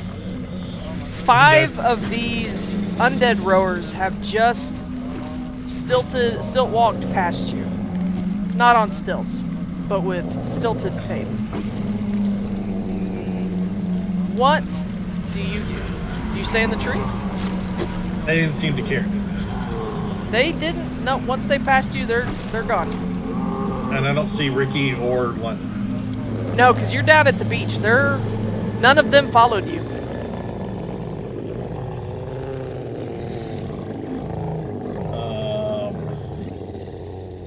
Man, how much do I actually like them? That's a good question. Considering we all just met, not like we're the best of friends. I mean, it's been a month. We've been at camp. Yeah, we've been at camp for like a month. That's true. I'm gonna climb down. Okay. Look up where the rowers went. Okay. They're just slowly going up the little path. Mm-hmm. They're following. They're following the route that you came down. And I'm just gonna kind of hang out there for a minute and keep an eye on the water and the rowers. Okay. Trying to give them some distance because I know that I can move up there quicker than they are moving, and I Okay. don't want to get close to them. Okay, but you plan to follow them? What now? You plan to follow them back? Yeah, eventually. What'd you say, Ricky? I was gonna say, you hope they're slower. I'm hoping that they're slow zombies in not another 48 days. Right. Go ahead. Okay, we're gonna cut back to poor Ricky. Ricky, after a few minutes, and you're still frozen in fear, but nobody seems to be following. Nobody seems to have clocked London, Right. and you know that they saw Kevin run off, but the guy doesn't seem to be fussing with it. But their chanting has quieted. They're murmuring a little bit, but they're not nearly. Whatever they were doing, they seem satisfied that it's happening. And they still haven't noticed me. They haven't noticed you, and you start to hear footsteps coming up from the path where Ricky left. And they don't, or I'm sorry, Kevin left, and they're not trying to hide themselves, and you don't know if it's Ricky or what, but you hear footsteps coming up that way. And after a few minutes, do you stay standing there? I'm kind of caught in indecision. I'm looking at my gear list to see if I got anything that helps me. Sure. You have your ambulance whistle? You know what? I'm not going to share any of my peanut M&Ms with you that I have most assuredly marked down on my inventory that I have. I'm going to start edging towards... Okay, so I'm at the one corner of the bunkhouse that was towards the lake. I'm going to start edging towards the side that London went past and see if I can... I'm going to try to work up the courage to start following London. Okay.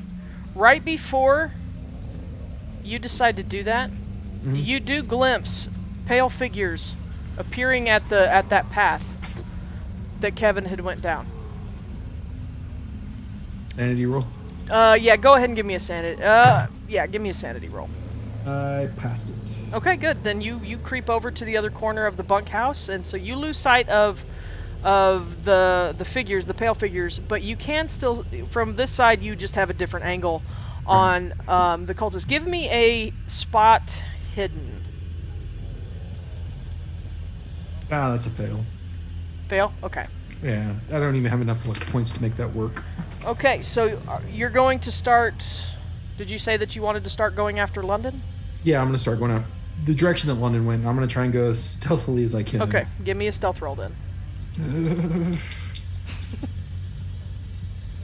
Oh, 17. Nice. That's a success. Okay, There you go. then you start crawling stealthily after London. London, Yes. when the chanting stops, you do notice that, and you kind of glance, you pause, and you're still well shadowed, but you pause, and you glance over, and just beyond the cultist, you start to see pale figures coming out from where Kevin had left. I need you to give me a sanity roll.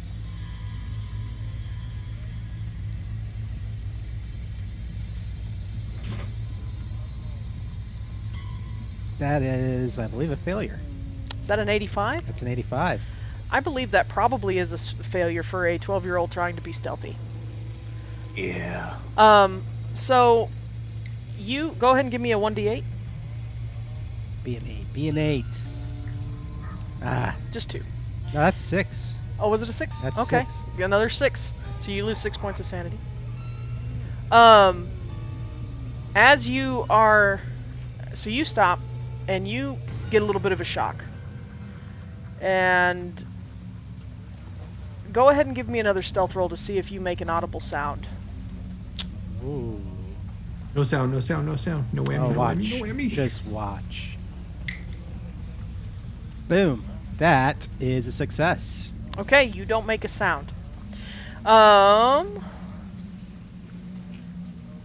Kevin, Yes. you're following at a distance behind these undead as they make their way, and as they hit the edge of the clearing, you see them kind of start to fan out around the edges of the clearing, and you hear. You don't hear the chanting anymore. If you do, it's just a low murmur, and you just see the original hooded figure, the one that the central figure is standing quite still, and you can't tell what they're doing, but they're not really looking around. But you get an uneasy feeling when you look at it at them. Mm-hmm. They're almost too still, a little too quiet, while the others around them are kind of swaying and still murmuring. And now there's these undead rowers moving around the outsides. I need you to make a spot hidden roll. No, that's a down. That's a 99. Oh, okay. As this happens, as you guys are each trying to make your way, Kevin, you just are still watching the pale figures set up their stations around the camp, or around the bunk area. And you don't notice that one of the pale figures seems to be moving in a direction very close to that of where Ricky was headed. Okay. And Ricky? Yep, Ricky, because Ricky was following you. Oh, okay. And these figures are starting to fan out around this open clearing. 2 of them went off to the left, one of them is kind of standing at the head of the path, and then 2 more went around the other side, where you guys were sneaking around. But they're kind of, they're not following the back wall, they're just headed that way. And you hear the main figure, you all hear a sharp, guttural sound.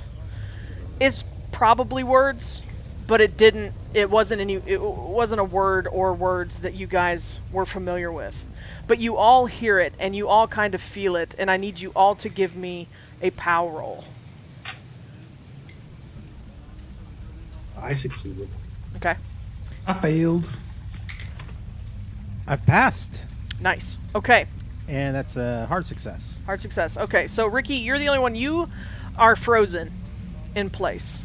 When you heard that, you stopped moving. You're still down, or were you crawling? Yeah. Okay, you're still crawling, but you're still down on all fours, but you are definitely frozen in place, and you can hear someone approaching from behind. Kevin, or any of you, what would you like to do? Do I see it walking towards him? He's behind you. Do you stop to look? I What can do you do when you hear you? It didn't really affect you, the words that he said, but do you stop to look around? Yeah, I'll look.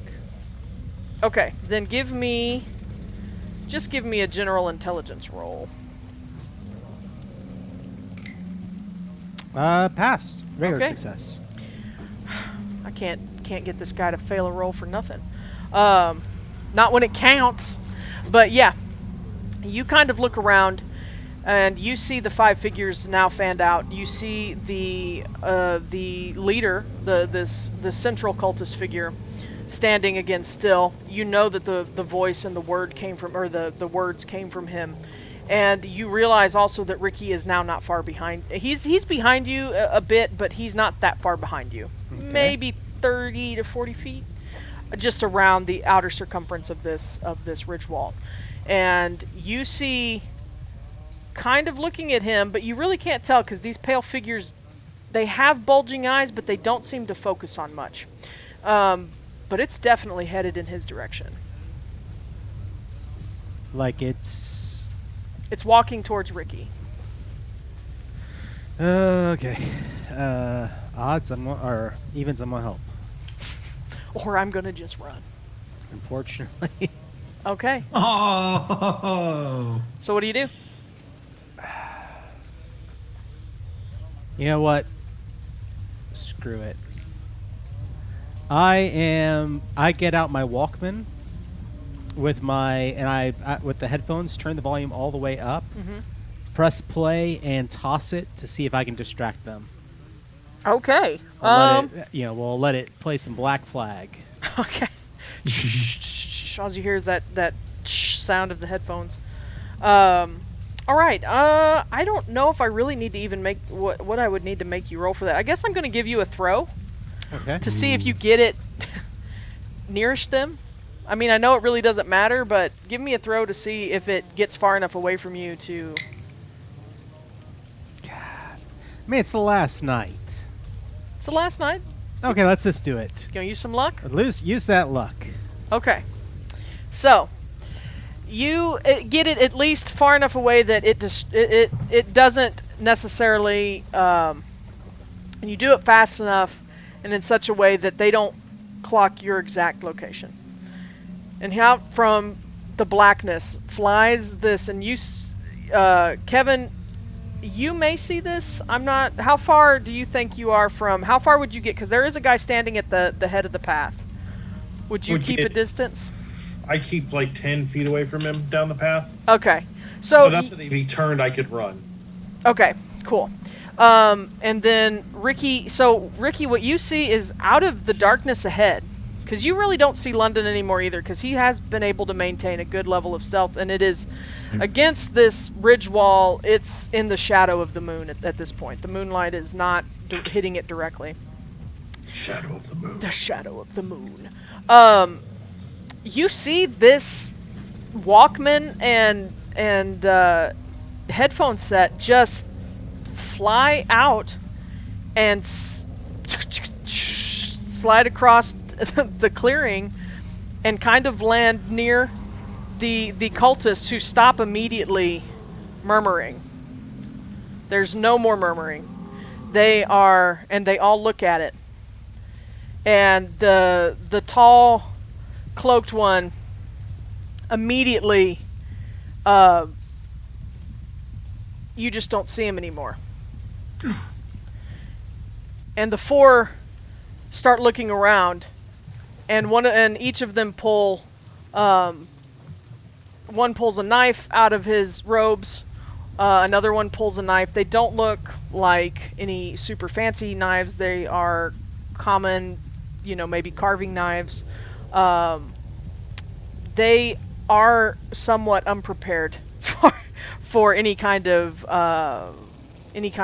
combat, essentially, or any kind of resistance. And when they stop chanting and the main central cultist disappears, the 5 pale figures start to encroach on the circle. The one no longer seems to be looking at Ricky. It doesn't necessarily go towards the sound, I won't say, but they all turn, they face the circle, and they start walking in. And you hear a few panicked voices from the hooded men.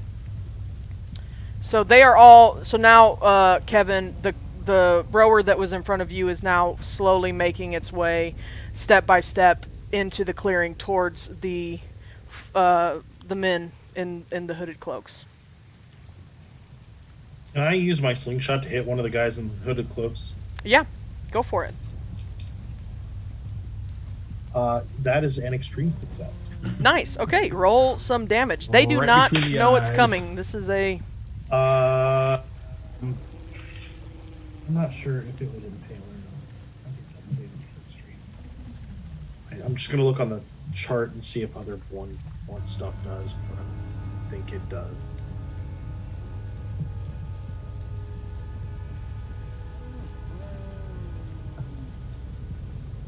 No. Okay. So 6. 6? All Yeah. right. Let's see here. 6. All right. He kind of lurches for it. We're going to say that you clock him right, kind of. I'm going to say for 6 points of damage, he was facing you, and you managed to get the stone into the hood. So, Okay. and he immediately reaches up and, sorry, I didn't mean to hit my mic. He immediately reaches up and, Freaking kids! yeah, and he starts, he cusses. And the other's like, where did that come from? And then you see the other two. So one wants to know where the stone came from. One has been beamed in the face, and the other two seem to be very concerned that these rowers are approaching them.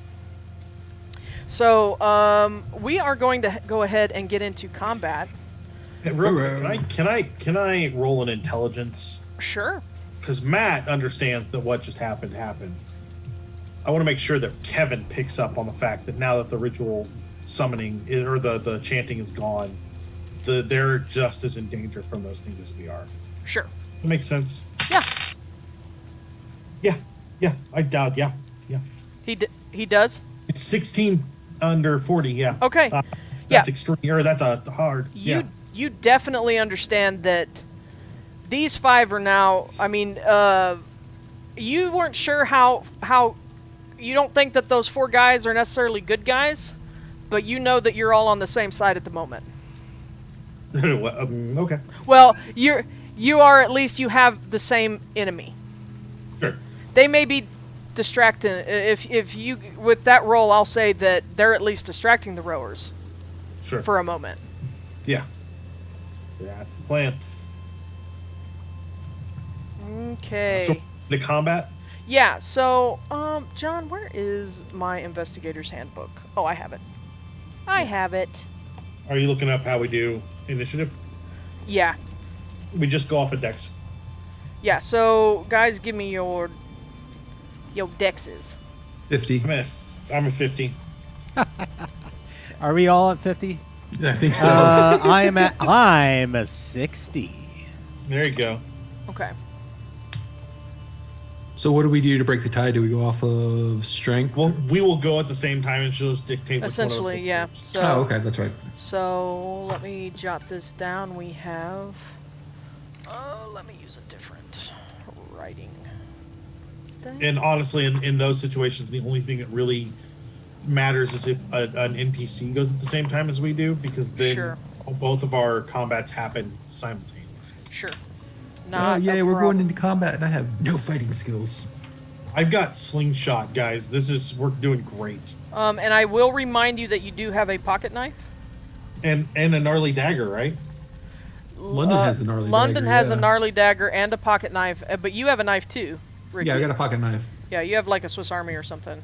Yeah, yeah. So, and depending on the kind of flashlight you have, if you've got like, if you have yeah. like a mag light, you've got a freaking club. Well, my dad's cheap. It's a generic mag light, but, you know, Well, it's still metal. its days may be numbered, but you can still clunk something with it. All right, and then we have them, and then So them. when fighting with a knife or a flashlight, we would just go with fighting brawl, correct? That's what I'm gonna do. Correct. Yeah, I'm not gonna do anything fancy on that. So, remind me, Matt, because I had read this Sure. prepping for last week, Yeah.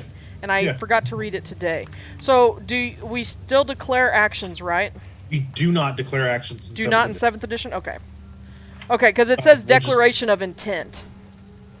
Wait, that is more of a, am I staying in this fight or am I fleeing? Okay. All right. So, actions in a combat round. Dexterity in order of attack. Yeah, the side with the higher combat skill goes first is actually what the... Oh, is so it? Okay. that's how we determine which one of y'all... But none of them have dexes higher than yours. Well, considering the tie between Matt and I, considering I have 25 in fighting, I think his combat's higher than mine. That's Yeah, fine. it is. That's fine. So, let's go ahead and... So, you made your, essentially a sneak attack, is what I'm calling what you did, Kevin. But top of the order is John. All right. And let me make one comment to everybody watching, especially if any of you are very familiar with the Call of Cthulhu campaign setting. This is my first time running it, so I'm probably going to mess up. Be nice. That's all I'm asking.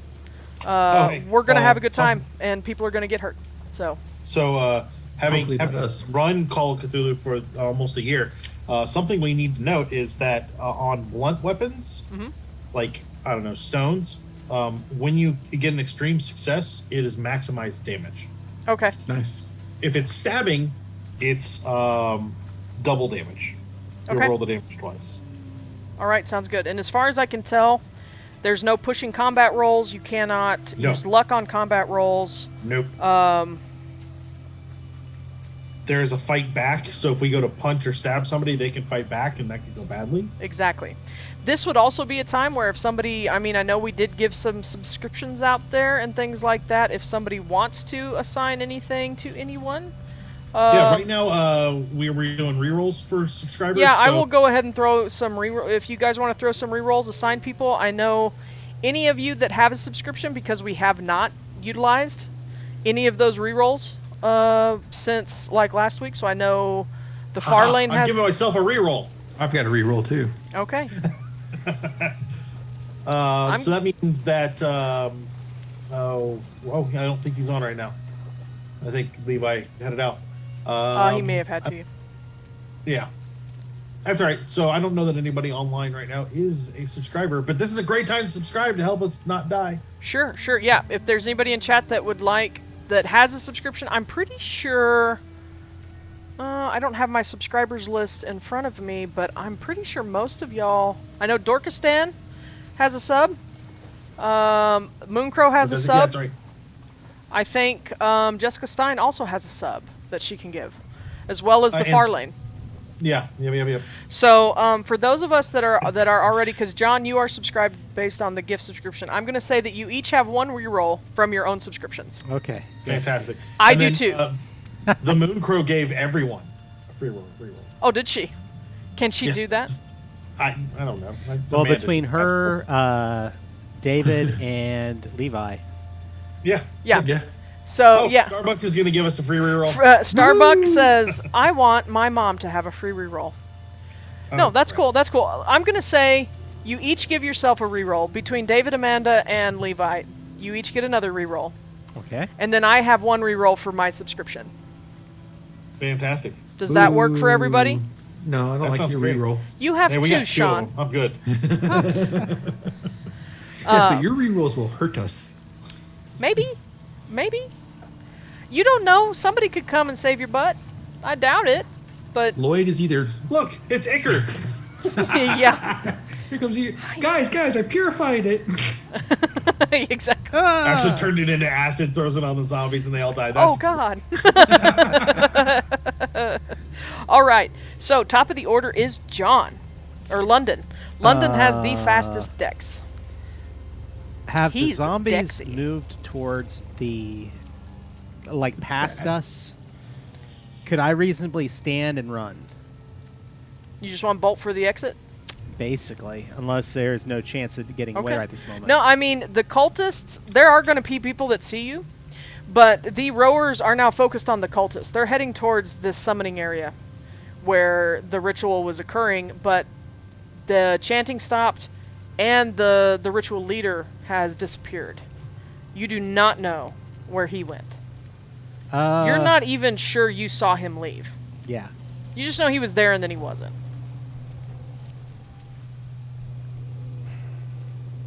Oh, I see. Amanda said give everyone a reroll, and she can do anything. Yeah. David has said she can do whatever she wants with the reroll. She I is do what I authorized want. to do whatever. I'm sorry. I'm a kid. I am not going to fight zombies or cultists. I'm bolting. Okay. Give me a. Let's see. Honestly, he doesn't necessarily need. So he's doing what's called a maneuver. Oh, okay. So you can just leave. Because he has attack. Well, I guess technically it's flee. Attack, flee, and maneuver are the three options. When he flees, he just note his speed, which should be on his character sheet. Okay. What's your speed? like a What's your 7, 8, or move 9. rate? My move rate is 9.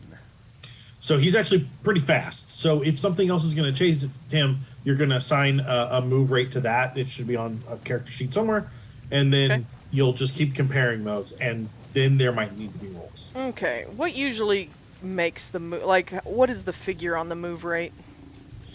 That's Because it wasn't included in my baddies. No, that's so it I mean, I'll just give him one. They're not Dexy or anything, so.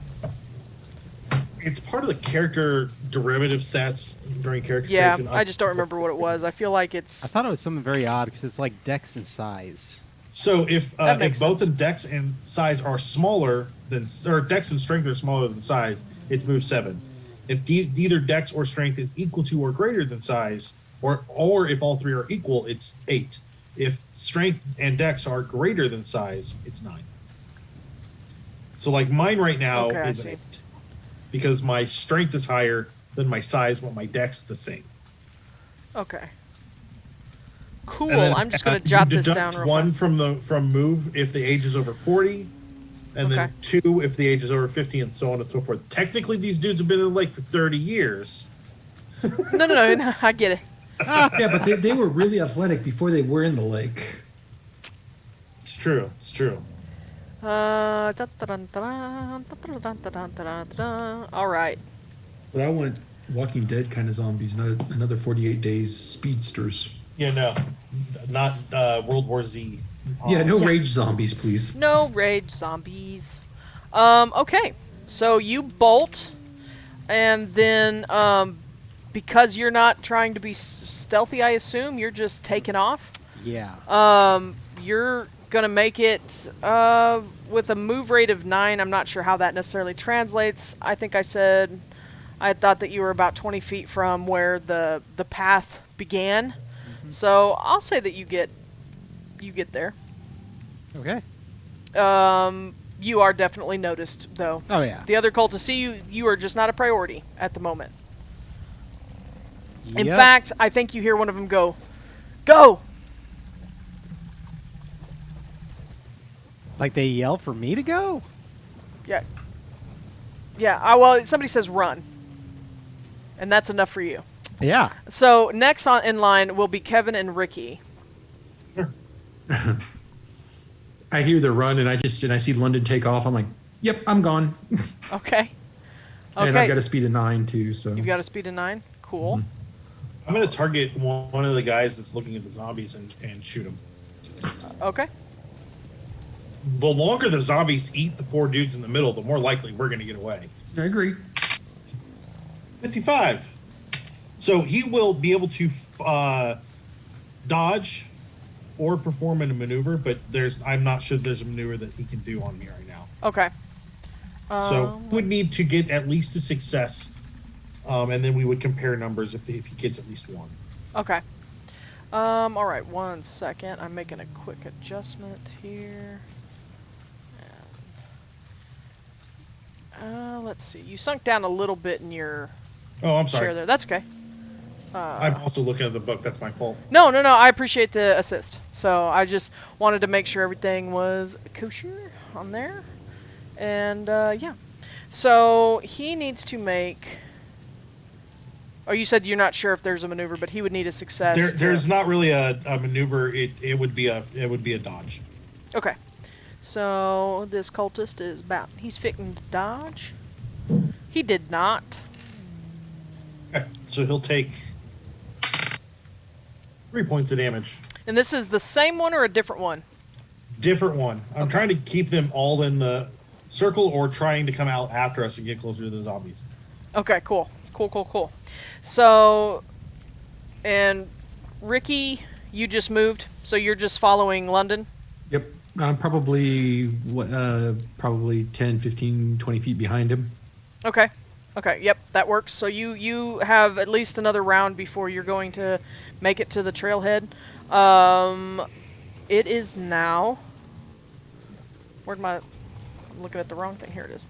It is now the rowers. The rowers are going to continue their movement in towards the cultists, and they're going to make... And it's cool to do just mob style on this, so, right? They don't all have to yes. attack separately. Yeah. Although technically there's a bonus die or there's a penalty die for dodging if you're outnumbered, but it doesn't matter. Like you can just roll all at once. It's 5 on 4, right? Right. The rowers are not outnumbered. No. Yeah. No. Man. That is... I feel sorry for the cultists trying to dodge zombies and getting pegged in the head by rocks. I know, right? Yeah. Yeah, you guys are super helping them out here. Yeah, well, they end up moving in. You see them start to kind of make swipes, but they're not quite close enough. They're just seeing... Well, the good news is I'm going to use one of my rerolls to give you a reroll, Roxy. You're going to give me a reroll? You can't do that. That's fine. Yeah, they swipe, but they don't make any damage. I spy a stray ninja pig behind you, Matt. Watch out.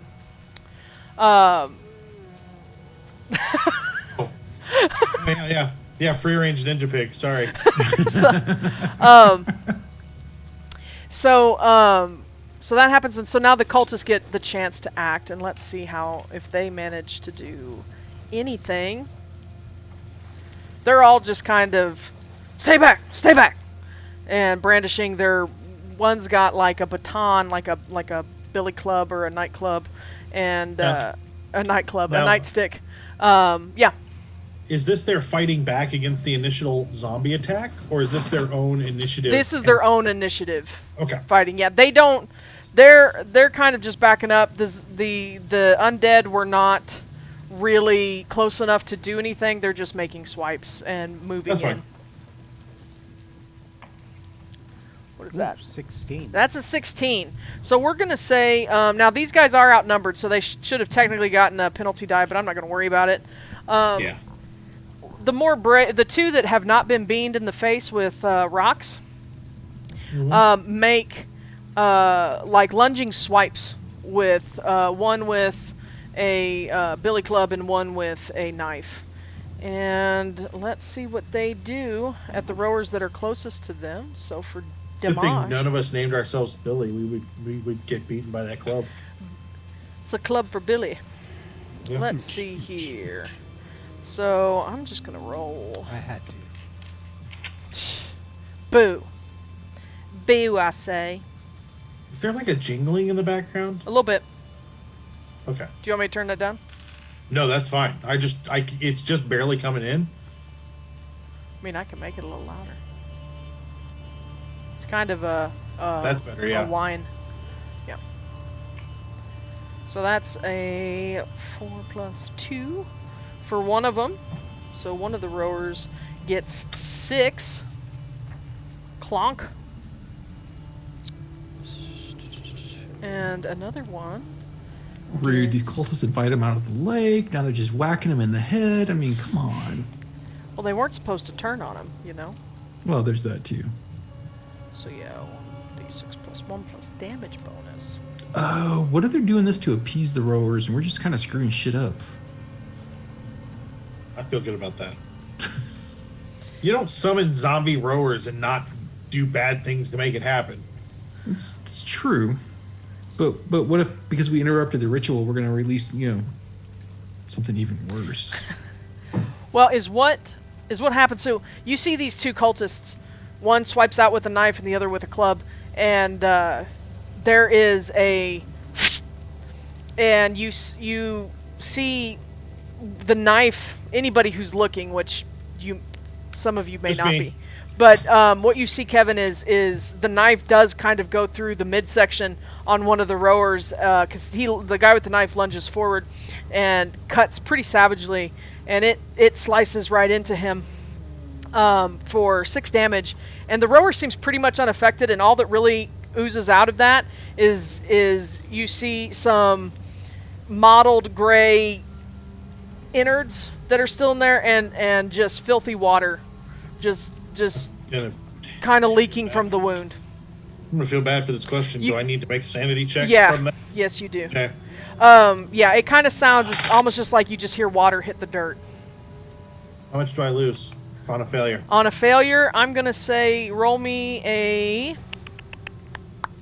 d6. There it is. Oh, okay. I'm out. Oh, have you suffered a temporary loss? Yeah. I have lost. I've lost 11, and 8 was my number. Okay. So. I Okay. mean, in all fairness, if it would have been a human that you guys saw eviscerated, you probably would have lost just as much sanity. Yeah. Right. No. So, Yeah. Yeah. I'm gonna say that for now, you don't scream, but you're like, oh my god, you aren't anticipating what ends up happening. Yeah, And it was all fun and games until somebody literally lost their guts. exactly, and oh my god, and give me a that was a sanity. Go ahead and give me a is Constitution same kind of thing as it in here as it is in the other, where like your stomach, like if Yeah. okay, give me a con roll. Yeah, I got that one. Okay, so you don't hurl. It's just upsetting, and you're kind of poised. You're kind of frozen where you are, and you have 1,000 things that you think you might do, but you have no idea what you're actually going to do at this moment.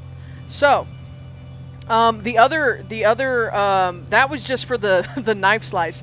The one with the club, he takes a wicked swing, and he crams right into the neck of another one of the rower that is approaching him, and it's a sickening kind of noise that leaves an impression in the thing. I'm going to say that sanity roll was all of it. So witnessing both of those things occur at the same time, you lost the 6 sanity. So the other two of you, let's see. So now the rowers, that was the cultist action. So now we're back to the top of the order, which takes us back to London. I have the lighter out now, and I'm shielding it a little bit, but I'm also kind of waiting for Ricky because he has the flashlight, Okay. and we're bolting as far as I know. Okay. Give me, I know we're in combat, but I need you to give me a spot roll. Okay.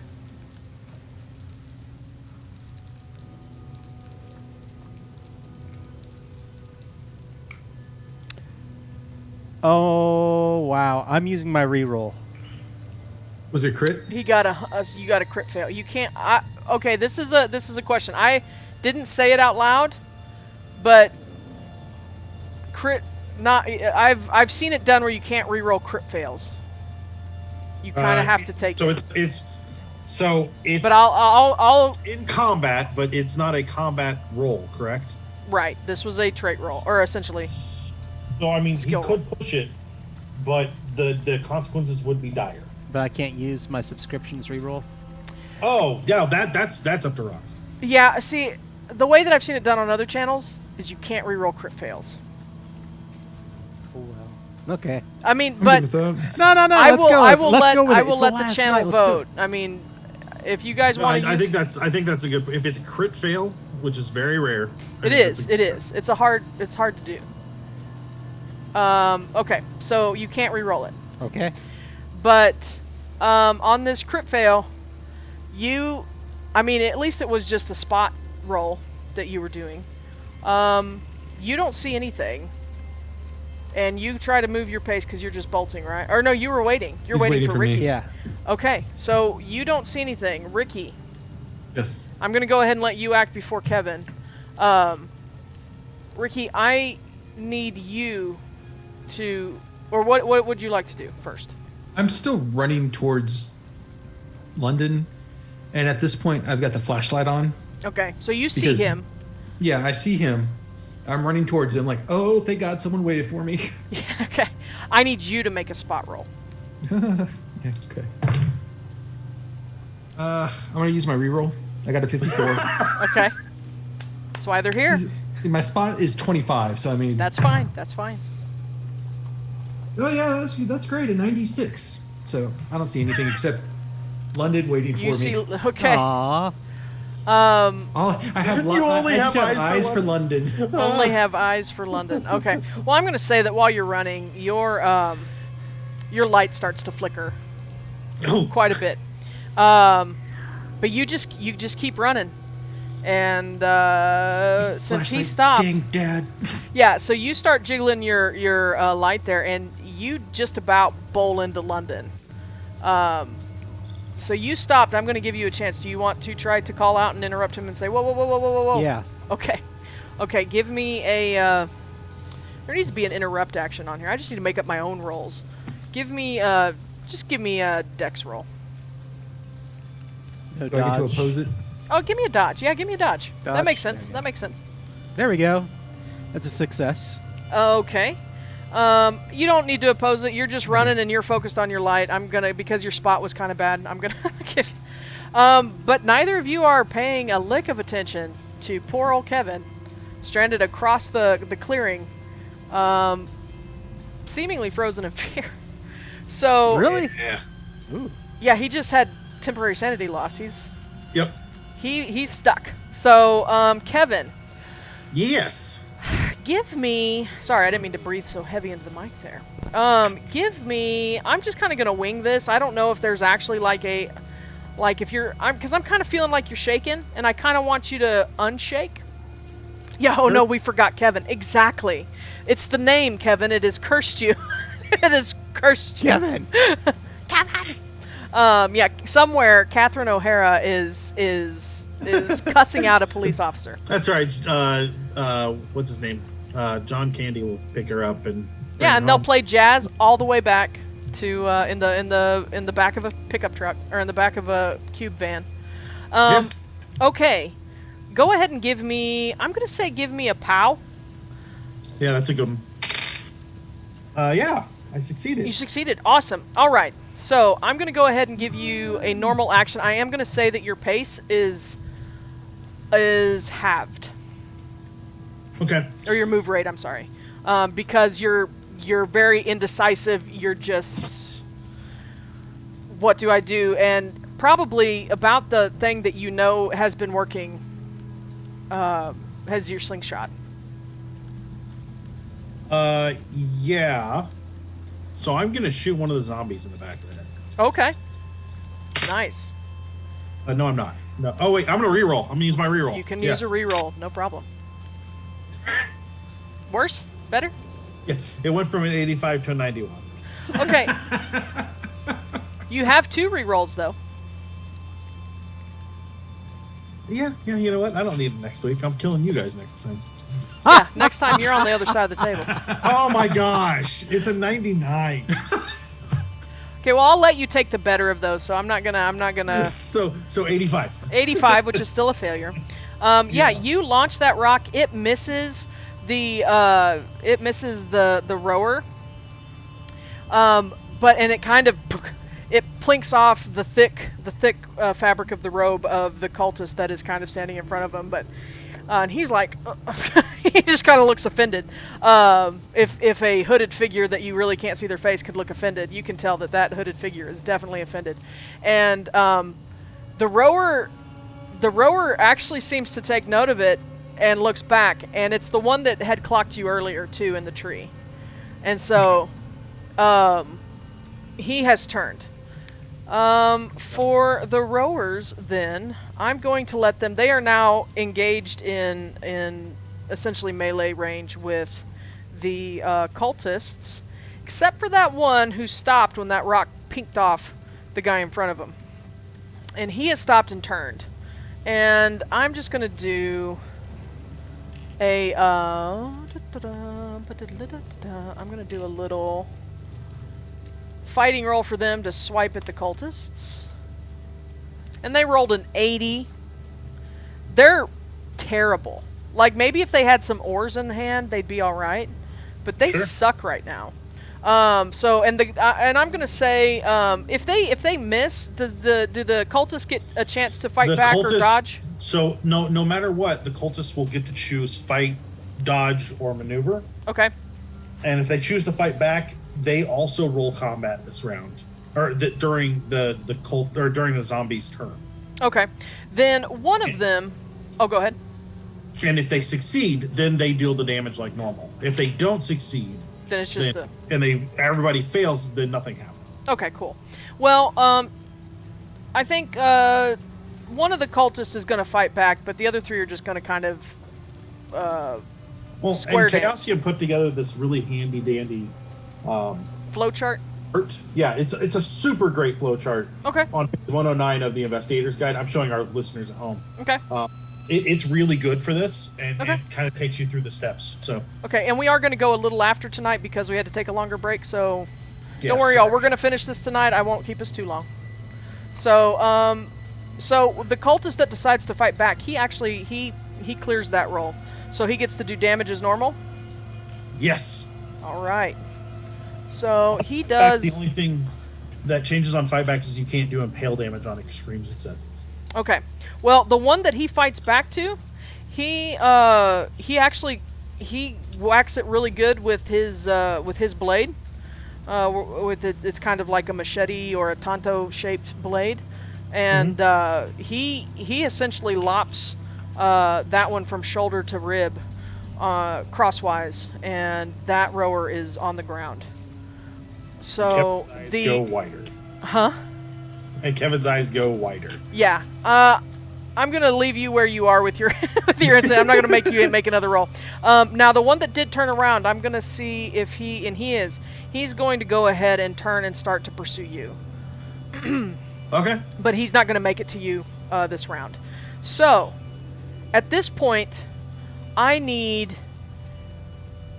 Oh well, I guess it's the cultist's turn. There's gonna be a brief interrupt here, and there's going to be the sound of a gun. And you hear fairly close to you, Ricky and London, you hear voices going, "What the hell?" And "Get away from them kids." And in through from the path where you guys were headed to comes Counselor Blake. Yay! And Counselor Blake is holding a revolver. You can't really tell much from it, but he fired it into the air, and it seems that he seems to believe that the people in the middle are still kids. He hasn't taken notice of y'all, but he's going to interrupt, and when this happens, one of the cultists actually takes a hold of. You see, the rowers kind of turn because they're all kind of taken aback by seeing this, and this is a distraction. One of the cultists throws back his hood, and he's like, Roger, get us out of here.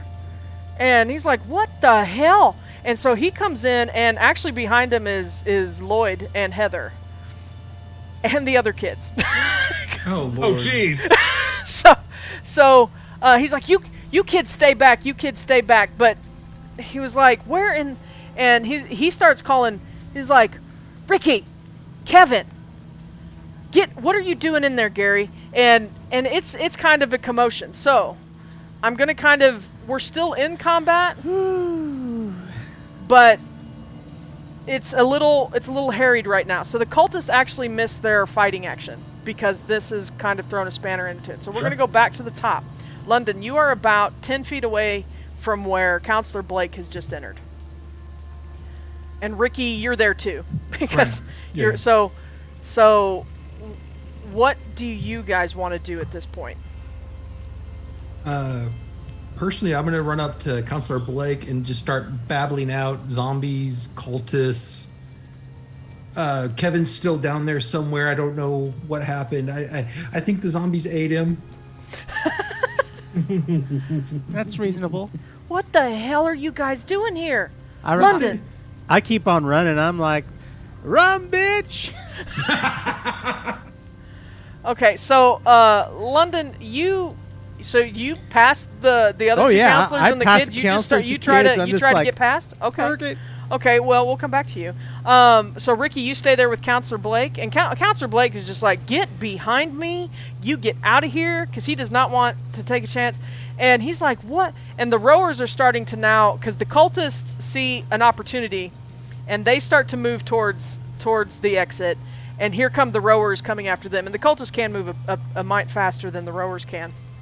And so, yeah, the rowers start to, and they're like, shoot him. And Counselor Blake is still very confused. And while you're running, John or London, give me a a dex roll. I don't think because there's not a run. No, there's not. Yeah. Dex roll's a good one. I fail. You fail. Yeah. You feel something heavy and Reroll? large slide out of your back pocket. I look back. You look back, and as you look back, a heavy hand falls on your shoulder.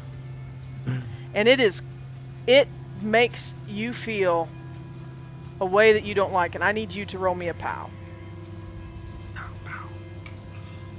Passed. You passed. Okay. You don't like the way it feels, but you're okay. But this hand has a grip on you. And it starts to push you back towards the clearing. And so, Kevin, I'm going to go ahead and give you an action, because the rowers and the cultists are now just... Is the one rower still coming at me? He is facing you and walking towards you, yes. And he's going to get to me this round? Yeah. Unless you move off. I'm going to back up a little bit Okay. and fire at him.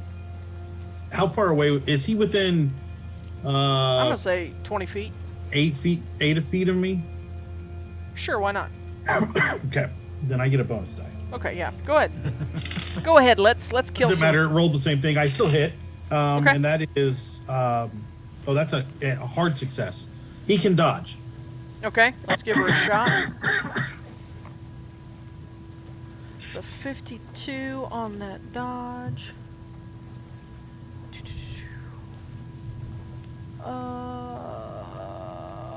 He does not dodge. Sweet. 4 damage. All right, cool. So that 4 damage. Where would you have liked to have hit him? In the eye. In the eye. Okay, we're gonna say that it takes out his eye. And you actually see it. If anybody was looking, it actually pops Right out out, the back. pops out a little Yeah. piece of skull, and it flops down, and the stone comes out. There's not a whole lot but liquid in there. It's like shooting a water balloon. Let's see. We're jocks. I mean, There wasn't a lot up there to begin with. Now. They were jocks in the 60s, son. They had to have good grades then. So now we have Counselor Blake is going to share initiative with London. Oh, wow. But London is currently being maneuvered on against his will. I don't know if there's like an ungrapple. I guess it would just be a strength roll. But I'm going to go out on a limb and say that's probably not going to happen. It'd be an opposed strength roll. Oh. Well, no, but I'm like, what the shit? And I grab that knife No, that's what fell out of your pocket. Oh, okay. I look back and I'm going. When you took off running, that was what fell out of your pocket. Oh. Well, and I grab my other knife and I Okay. slice through whatever's grabbing me. You try to. Okay, I so try to, yeah. So in that case, because that is a very close thing, and yeah, go ahead. Okay. Does he get to dodge when it's that close, Matt? Yes, unless he wants to fight back. So I think he just wants to continue the grip. I am. Let's see. It's a success. I will spend 6 and make it an extreme success. Oh, I can't. I spend can't. luck. Combat. Yeah, you can't spend luck in combat. So then It's a hard the other person would be doing a maneuver, which means that they would be rolling a strength, I guess, since they're holding the holding onto him. Okay. And since he got a hard success, the person Needs to holding make a onto hard him success. has to get an extreme success because John is initiating it here, correct? Mm-hmm. Okay. Yeah. So that's how that would work. He did not get it. He got a 99. So you managed to kind of wrench away, and you swipe at him pretty good, and you know it cuts into the robe. Oh, go ahead and give me 1 point of damage. 1 point of damage. It cuts into the robe, and you hear a pretty. It doesn't sound like a normal hiss. It doesn't sound necessarily just a human under there. It kind of echoes in a weird way, and it's very, very harsh and raspy. All right, so that was London's turn, and Counselor Blake is these guys aren't super far. Now, what he's firing is doing scattershot. He's essentially using a rattlesnake gun. So it's firing tiny little shotgun pellets, but he's just once he realizes that these are not normal kids. Because Ricky has been babbling, and once he saw like the water just pour out of the guy's head, something's not right here. So he just starts firing at some of these at these rowers, and he's doing some good over there. Let's see.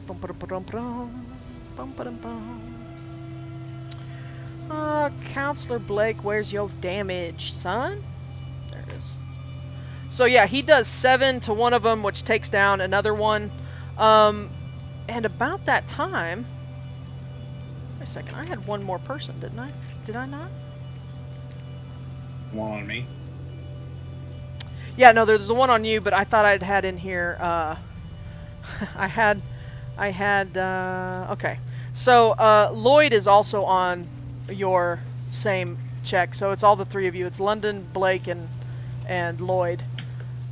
Which we'll see if he can do whole, and he can. And you guys really can't see what happens because you're really not paying attention, and nobody else is really paying attention. But here comes another rock flying, and he does 2 points of damage with his own slingshot. Wow, Lloyd's useful. Yeah, he has no idea what's going on, but if this is a fight, he's in. No, so he does that, and we're gonna that point of damage actually got rid of one of the other, and so the cultists are now all running up, and they've all pulled their hoods back, and Blake is like, he's kind of just shoving them to the ground and telling them, sit down. What the hell is this and all this? That one rower, or no, it's so it's your turn again, Ricky. I'm gonna start from our vantage point, can we see? So we can see the zombie the zombie rower that Kevin shot, right? Yeah, the one that's headed toward him. Yeah. Can we see Kevin? Yeah. Yeah, if I'm you're gonna be looking like- for him now, yeah, you see him. I mean, like, Counselor Blake, look, it's Kevin. There's one of those things after Kevin. So that's all you do? Yeah, and then just run to where all the other kids are. Okay. Safety Give me a numbers. spot hidden. Yes, because that's worked so well for me this evening. Well, I gotta try. 97. Okay, never mind. So yeah, you run to where the other kids are, and you cower in fear. You don't see London. You're not entirely sure where London is, but you heard I asked him. the kids if they saw him. Yeah, and they're like, "Oh, he ran past." He said, "See you later, bitches," and then disappeared. I said, "Run, bitches." Oh, run, bitches. Okay. Well, Heather is horrified. They're just cowering. They really don't know what's going on, and I don't think she's of clear enough mind to actually take them back anywhere. And so after you guys now is the road figure that was had a hold of London, and we're going to let him do a little bit of a. Is another grapple? Is that just a strength roll? Are you grappling me? No. No, This me. is the robed Oh. figure that had London. Yes. So he would want to. He would have to make a combat brawl roll Okay. Yep. to Can do it. initiate that grapple. Strength to hold the grapple. Okay. Well, he Alright. rolled an 8, which is an extreme success. So I gotta roll my dodge. Yeah. That is not gonna be enough. Okay, so he gets a hold of you again, and he starts walking you, and you go his full pace, which matches yours. You go the full pace, and you guys come up on the other kids. And Heather sees you, and she screams. Well, she sees the person that has a hold of Yeah. you. She screams. And do I recognize him as the one that was the leader? Yes, you do. It's got the same air about him, and you feel. Go ahead and give me a power roll, Ricky and London. This guy's just got a Oh, I failed it. he's got I a passed creepy. He's just got an aura about him. All right. I got a regular success. Okay. Fine. Cool. For you, London, you're not even going to try to combat him next time. He's got you essentially enthralled, just by his sheer presence. So now we go to the cultists who have run up, and they. Do I, Oh, I'm do I sorry. get the fire? Do I Oh, get yeah, the yeah. fire? Or the zombie come after me? Yeah. I'm sorry. No, you're right. You got lots of people. I got lots of people going. Yeah. This went a direction I wasn't. wasn't entirely expecting. No, I'm good. Go ahead. Kill me with that zombie. Okay, well, so the rower takes a he moves up into your space, Guess and he technically takes I a get swipe at fighting you, callback. but he misses. He rolled a 69. Nice. And his fighting roll is only a 50. Yeah, I failed to fight back, so that's okay. Nothing happened. Nothing happens. So you guys are just in a little A slap fight? campfire standoff. Yeah. And so now back to the top of the order. We're going to have Counselor Blake, the cultists are next. The cultists come running up, and they start to just try to barrel through the kids. They're not scared of Blake's gun. They are scared of the rowers and only the rowers, which I think there's only 2 left heading that direction, because I think 2 of them have gotten mowed down. Then there's the one that you've injured pretty good. And they start to try to just shove past the kids, and so you see them, Ricky, and you see them coming towards you, London, and you see the moment when they realize who's got a hold of you. And they stop and they start making apologies. And they're like, we can fix it. Do we just we're sorry. We messed up. It's going to be okay. We should have made sure nobody was here. And again, there's words from the hood that they seem to kind of understand. It makes them recoil and kind of, they look physically, those of you that can see him, they look physically upset. And as he says that, he rolled a 25. From his free hand, a winding kind of thick, not tentacles and not like smoke, but this black, it almost looks like mildew, shoots from or emanates from his hand and ends up kind of wrapping around them like tendrils of mold or mildew if you've been in a really where you've seen it grow, and it ensnares them all, and they kind of drain, and then they fall to the ground. And at this point, all the kids are screaming because they're right there. These guys were standing pretty close to them. All the kids are screaming. And he doesn't seem too concerned with them right now. In fact, he just goes, "Silence!" And so now, London, you're grappled. Would you like to try to get... Well, no, I said you couldn't get away. But he's I'm gonna he's make- walking me back. Do I see the knife on the ground that fell out of my pocket? No, you didn't. Well, you need to roll a sanity roll Okay. because you witnessed these 4 guys just get sucked dry. All right. I'm assuming, do I have to do the same thing? Yeah. Is that a 99? That is a Maybe you need 99. to switch dice now. You burned them out. Now you can re-roll. Do you still have a re-roll? Oh, I do, and that wasn't technically a critical failure. No, it wasn't. I just made it. I have 50 sanity, and I rolled a 50. Okay, that's fine. Still didn't make it. But Still didn't make it? not the end Okay, of the then world. give me a 1d8. See, y'all made fun of all my book learning, but it's keeping me sane. All right, and I have had my break. You've had a break too? Yep. Okay. So yeah, you are now just at his will. He's going to guide you wherever he wants you. You're just kind of... So you don't even get a chance to look to see if you find that knife. As this guy pushes you closer... In fact, because most of the people are kind of... Blake has not yet realized that there's somebody behind him. Can you all still hear me okay? Yeah. Okay. I've turned my... I need to turn my headphones back up. Blake has not really... He knows they're screaming behind him, but there's a whole lot of gross stuff happening. And he's still leveling shots at these last 2 rowers. And with a... You know what? I'm going to use a reroll for him. Okay, 55. That'll hit. He wasn't going to hit, but we need to get rid of some of these guys. So he hits, and he does 1 for 1. But based on what I have jotted down for what hits they've already taken, that's going to take out those other 2 that are swarming the cultists, or that were headed that way, because the cultists are gone. And now those 2 rowers, that leaves 1 rower left. And but first it's going to be Ricky and Kevin. So, I'm going to do something stupid. Okay. I'm just going to start running and try to plow into the guy that's holding London to knock him down to get London free. Okay. Nice. So, brawl. Yep. All right, I'm going to use my last reroll. That was a 70. Okay. 24.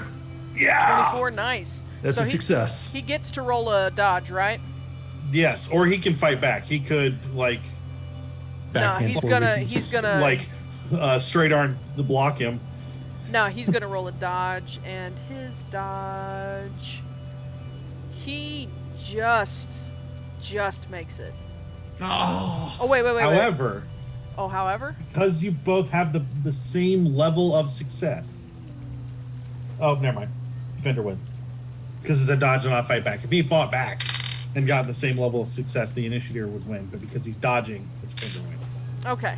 Well, we're gonna say he kind of sidesteps you. But so he doesn't take the full brunt of your hit. But when you collide with, or when you kind of pass by him and you reaching for him, you actually manage to snag that robe, and you pull that robe back, and it pulls it back, and the hood comes back, and you see Counselor Ganahy. I knew it. And It was old man Gillicuddy the whole time. it was, yeah. And his eyes are glowing a strange blue, blue swirling black, and he looks a little mottled and gray. And he hisses some words, but nothing happens. He does not like being uncovered. in the moonlight. So we're going to now. Yes. Creepy happy camp. He was the one that was all creepy. Yeah, like, this is a great place to be. Everybody loves Camp Kiwagwa. Yeah. We come back I knew he every was year. creepy. I've been here for 20 years. 30, All right. 40, Yeah. 50. I've been here so long, I don't know how long I've been here. All right, Kevin, what would you like to do? I'm gonna slingshot that zombie in front of me. It is not a full moon, no. Hey, I hit. That is a Nice. hard success. He's going to give a shot to dodge, but he sucks at it. Oh, but he did roll a 3. Ooh. Seriously. He did. Seriously. Seriously. Seriously. So he kind of whiffs out of the side, and your rock goes right past him. And let's see. Right after you guys is Lloyd. Lloyd is he's going to make a little pow check because he isn't sure what to think of all this. And he fails that, so he's kind of useless right now. I'm sure that impresses Heather. Lloyd is well, she's too busy screaming. Is the rower attacking me back? Or attacking me on his turn? Oh, yeah, I forgot he could do that. Because I'm going to fight back. Okay. He rolled an 8. Well, I got a success, but he got a better success. So, Okay. yeah. So he's going to take... This is an unarmed strike, so he's just kind of swiping at you with his... Oh, I dropped my die. So he does a D3 plus his damage bonus if he has Yeah, one. so he's... That's a one hit point. Okay. 1 hit point. So he swipes you. You might be bleeding a little bit, but you're okay. Or All right. Kevin. Back to the top where Ganahy gets to act again. So he shoves you forward, London, and he starts to chant once again whatever dark things he's chanting. He doesn't seem, I'm going to be honest with you, he doesn't seem too concerned with the other kids.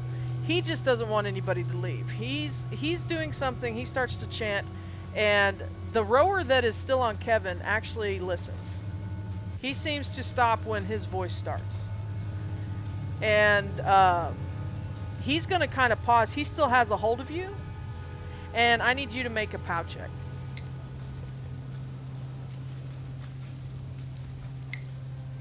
I make it. Nice. Okay. Nice. Yeah, so you're there, but it doesn't have as much of an effect on you. He starts to chant, and you notice that the other kids, and you notice this too, Ricky, because you're amongst them, you definitely see that the older two counselors, or the younger two counselors, seem to be, they've stopped screaming, and the kids are starting to quiet. And you do feel some movement beside you. But nothing, Ganahy is just, he's essentially preparing. He's doing a spell, for better or worse, but it's going to take a minute. For your action, London, what would you like to do? Stab. You going to stab? Just stab. I'm not breaking free. I'm just trying to stab him. Okay. God, I wish I could do something more with that, but that is an extreme success. So go ahead and roll damage. You get to dodge. Oh, he gets a dodge, yeah. He Two rolled an more, 88. two more points of damage. Okay. Hey, well, hold on. If that's an extreme success with a dagger, that'll change something. Yeah. Well, it's with a pocket knife. But we'll So count it you're as going to do the max damage for the thing plus max damage bonus plus the rolled damage, weapon damage. Okay. Okay, so that makes it 6 points of damage. Okay. So That ain't nothing. No, That it's ain't not. nothing, no. That's not bad. That's not bad. no, and you'd already done one to him. Yeah. So we're 1, 2, 3, 4, 5, 6, 7. All right. So he does not stop chanting though. You know that you've cut into him though. Yeah. Hey, Roxy, if that 6 damage was more than half of his life, he actually takes a major wound. It's not. Okay. But yeah, no, it was not. And it has to be in one hit, right? Yeah. Yeah. Okay. Yeah, not there yet. So he does. So that's your action. Lloyd is enthralled. He's not going to do anything. Or Lloyd is on the next action anyway. So Ricky, Kevin. Or I guess Counselor Blake gets to go first, doesn't he? Yeah, he shares the initiative with. Okay, Counselor Blake London. has turned around and he's like, Clark, what are you doing here? Clark's not here. Clark's not here. No, and he's like, what the? And he is very confused. But when he kind of locks eyes with, I'm gonna give him a sanity roll. Oh, he rolled pretty damn well. He's fine. He's just like, what in the hell? But he's a little. He doesn't know if he should shoot or not. So he's gonna. He didn't see what he did. What Ganahy did. He just knows Ganahy is there and has his hand on a kid. And he's like, I think you need to let that boy go, Clark. I don't think you're feeling too well. Well, I mean, his eyes are glowing. And Ganahy just keeps. And he's just doing his thing. Ricky, or Kevin, which of you would like to act first? Go ahead, Ricky. I'm gonna stab him in the leg with my pocket knife. You're gonna go forward. Oh yeah, you're right by him, aren't you? Yeah, I'm right by him. All right, give him a shot. That is a success. It's a 25 on 25. Okay. He is not gonna try to dodge. I think he's gonna do a maneuver. There. Let's see. So he is going to roll. It's weird. I've only played that Savage World system once, but I keep wanting to roll. I keep thinking of rolls for that. So when you cast a spell, Matt, what do you? Is it a magic point? It depends on the type of spell, Okay. but typically they take at least one. If they're a really powerful spell, they'll take 2 or more. Okay. But then he makes a POW check. Okay, it's just a POW check. Okay, that's what I was thinking here. As a warning, if he crit fails on a POW check, it's actually really bad when casting a spell. Yeah. Okay. He rolled a 68, and that. Where'd he go on his POW? His POW is. He did not make it. Yay! All right, so he Pocket knife is doing what? 1d6. Yeah. Yeah. I've got knife medium at a 1d4 plus 2 plus damage 1d4 bonus. for that pocket knife. 1d4. Cool. Almost plus done, guys. Almost done. I think. I just rolled a 4, so that's 6. Nice. Okay. Jeez. So he's below half his hit points, but it wasn't all in one. That doesn't matter. 6. Oh, that doesn't matter? Nope. So Take he a has major wound by taking half of your hit points. Okay. So at one time. Okay, so he's got a major wound. His murmuring kind of stops, and he kind of. At this point, go ahead. What are you going to do, Ricky? Because you still have, or Kevin, you still have somebody on you.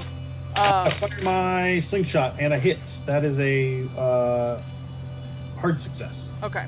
He actually does not try to dodge this time because when Ganahy started murmuring again, that kind of takes him out of what he was doing. Sure. So I do 4 damage. Okay, well that is going to take him out anyway. So how would you go ahead and describe your kill there? I shoot him and it hits him in the neck hard enough to make his neck or his head just kind of slump over, and Nice. then he just falls. Nice. Okay. So I'm gonna be unbearable now. I'm Kevin the I Zombie can- Slayer. You're never gonna hear the end of this. nice. Okay. Well, If we live. if we Ganahy has, like I said, his chanting has faltered. He has no henchmen, and Professor Blake is approaching and has his gun leveled at him, which we're gonna say he reloaded at because he's very much taking charge of the situation, and this is kind of his wheelhouse. Not shooting people, but surviving. Looks like you got Taking yourself an charge. Kids, interdimensional this is portal to wheelhouse. another world here. No, Luckily, I always come prepared. No, he's you know, he knows how to keep his cool in situations like this. Not, I don't want to say like this, but he knows how to keep his cool. He knows how to handle his firearm, and he's a camp counselor by God, and he is going to keep these kids safe if it's the last thing that he does. And as you're sitting there, or as Blake is approaching, and he's like, Clark, I don't know what's going on here, but you need to just, we just need to talk about this. And because he's just, it doesn't make a whole lot of sense for anything magical to be happening. But he's like, just calm down. And Ricky, next to you, you feel definite movement. And you see other Ricky shoot forward out of the pack of kids. And he starts hollering, and he levels you see a flash of something in his hand, and he lunges forward. In London, you get a dodge. Okay. Because you see this coming, and you need to get out of the way.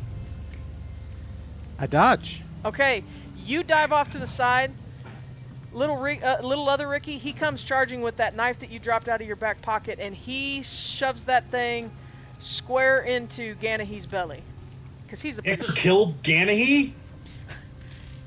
Little Icker? Well, we're gonna see this. That's certainly what he tried to do. Oh yeah, he rolled you succeeded. He rolled a 7. So he's gonna, with that, Ganahee, the light in Ganahee's eyes fades, and you see tendrils of black, those same black tendrils that had shot out at the other cultists. You see those start to climb up the outside of his robe and climb up his neck and into his face, and it engulfs him, and he poofs, and he's gone, and his robe falls to the floor. Way to go, Icker. I don't know if any of you have the presence of mind No. to see that. Yeah, go ahead and give me sanity rolls. I can't see it. I don't have to roll it. That's true. Yeah, you're just walking back up. You just... Oh, Ooh, I big failed time it. fail. Okay, well, go ahead and just roll me a d6 and lose it. You're fine. I think one of you was already temporarily insane anyway. Full 6. London. Yeah. Okay. I lost 2 points. But yeah, so Blake, realizing that he doesn't understand what's happened, he's kind of had a bit of a sanity break too once he saw that happen. And Ricky, or other Ricky, is just, and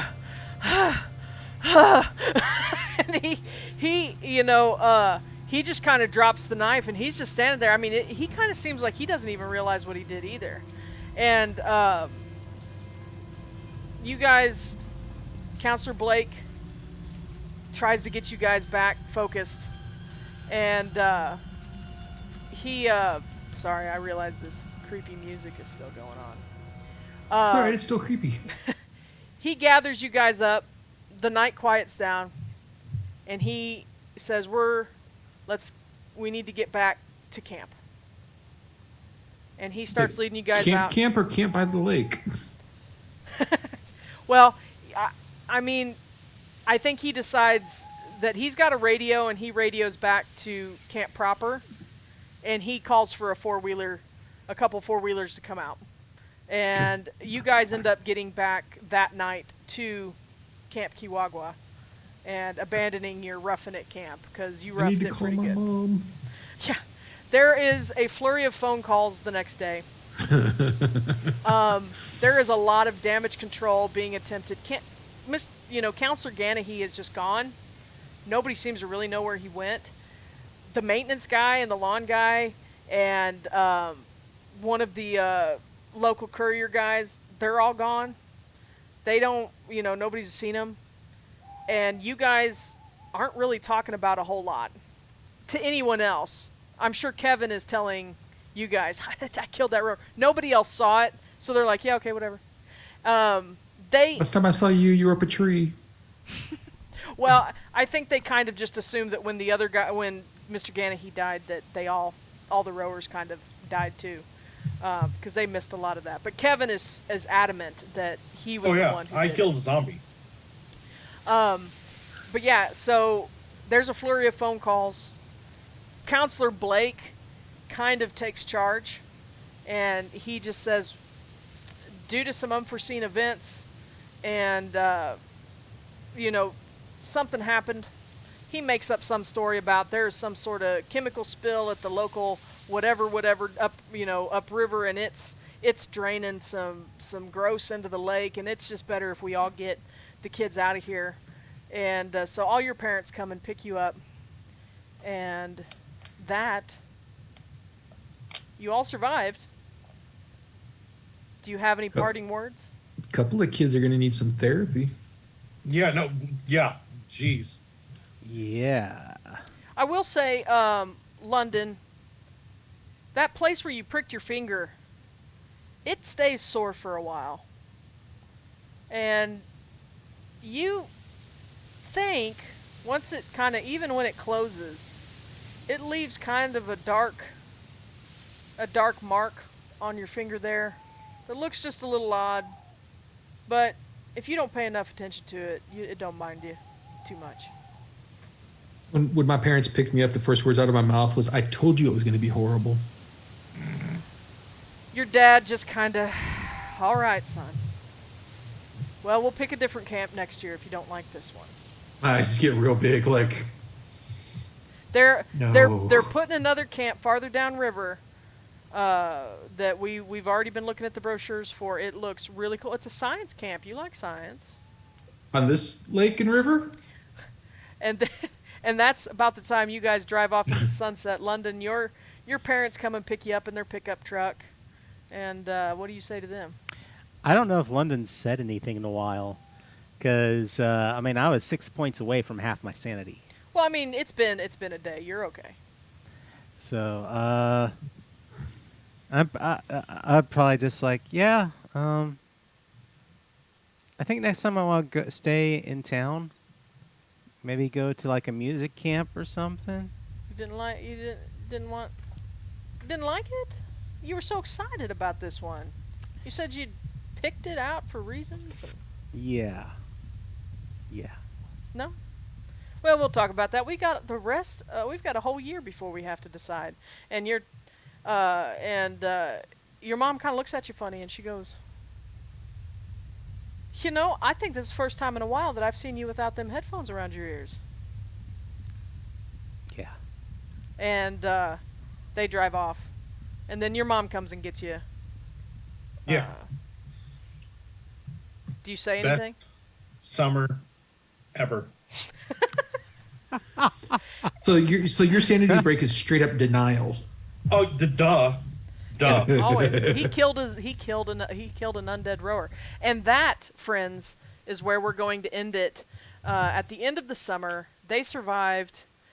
Camp Kiwagwa is going to have to go through a little bit of retooling and a little counselor, swap. Because some key Lloyd needs to members get of up off staff. Heather. Huh? Lloyd needs to get up off Heather. Jeez. Well, yeah, Lloyd isn't sure if he wants to come back next year. Yeah, no kidding. I wouldn't want to. Heather is absolutely sure she doesn't want to come back next year. She doesn't even stick around for like the counselor wrap up after all the kids go home. She calls her parents and she's gone. She's one of the first ones picked up. She's like, "Get me out of here." Marjorie actually seems bummed. She echoed London's sentiments. Run, bitches. Yeah. So that was Bunkhouse B. Sorry it was a little clunky tonight, guys. No, it's good. There was a lot of people going in a lot of different directions. When they decided to split up, I kind of swore internally and was like, "This is gonna suck." But It went all right. it's all okay. So we thank y'all for coming. Next week, let's see, things coming up. We have Tomes of Isolation on Tuesday at 7 p.m. We will be starting something new. John has not told me what yet. No, we're doing Seventh Seas. That's right. I forgot. We did know that. We're doing a 7th Sea solo adventure kind of thing. And that will be, again, Tuesday on Tomes of Isolation at 7 p.m. Central Time. Then next Thursday, we will return with the Shell game, our Spycraft, the 3rd episode of our Spycraft game with myself, Shawn, and Alyssa Appleton as Team Viridian on the ground in, I believe we're in East Berlin now. In the sewers. Yeah, we are getting ready to climb up from the underground, and John is our GM in that one. It's been going real well, so we have 2 more weeks of that, and then 2 weeks from today we will be returning to Illuminated Page. I believe if as long as David's got good internet, we should be able to hop back in and kick back off with season 2 of Illuminated Page. In Australia, I got to do some reading and really prep myself for that because You got 2 weeks. You've only had a month so far, Matt. So as a reminder to our watchers, if you haven't subscribed or haven't been given a subscription, you should do that. If you haven't followed, you should definitely do that. Tell your friends.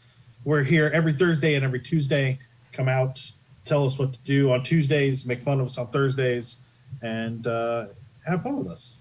Yeah, we have a good time here. I am going to throw out one other place that you can catch me 2 weeks from yesterday. So I don't know what day that'll be, but the day before we come back for Illuminated Page, I will be appearing on twitch.tv/CFTRPG in the Curse of Strahd campaign that has been ported into the Suede system, or Savage Worlds Adventure Edition, and we will continue that adventure we started last night. If you're looking for it, look on YouTube at CFTRPG. Just give a search for that, and Savage Ravenloft will be the most recently uploaded video. So it was a great show last night. It was really seriously good. We had a lot of fun. I'm meeting some really cool people out there in the TTRPG streaming world, and so we had some good times. So please support us everywhere. You can find me on Twitter at Roowerks, ROOWERKS. You can see it right below me. And other Twitter handles are there. Does anybody have anything else they want to shout out before we cut off? No, I think we're good. All right. Thank you all for joining us. We'll see you next time. Bye. Night. Bye-bye. Thank Night, you, everyone. everybody.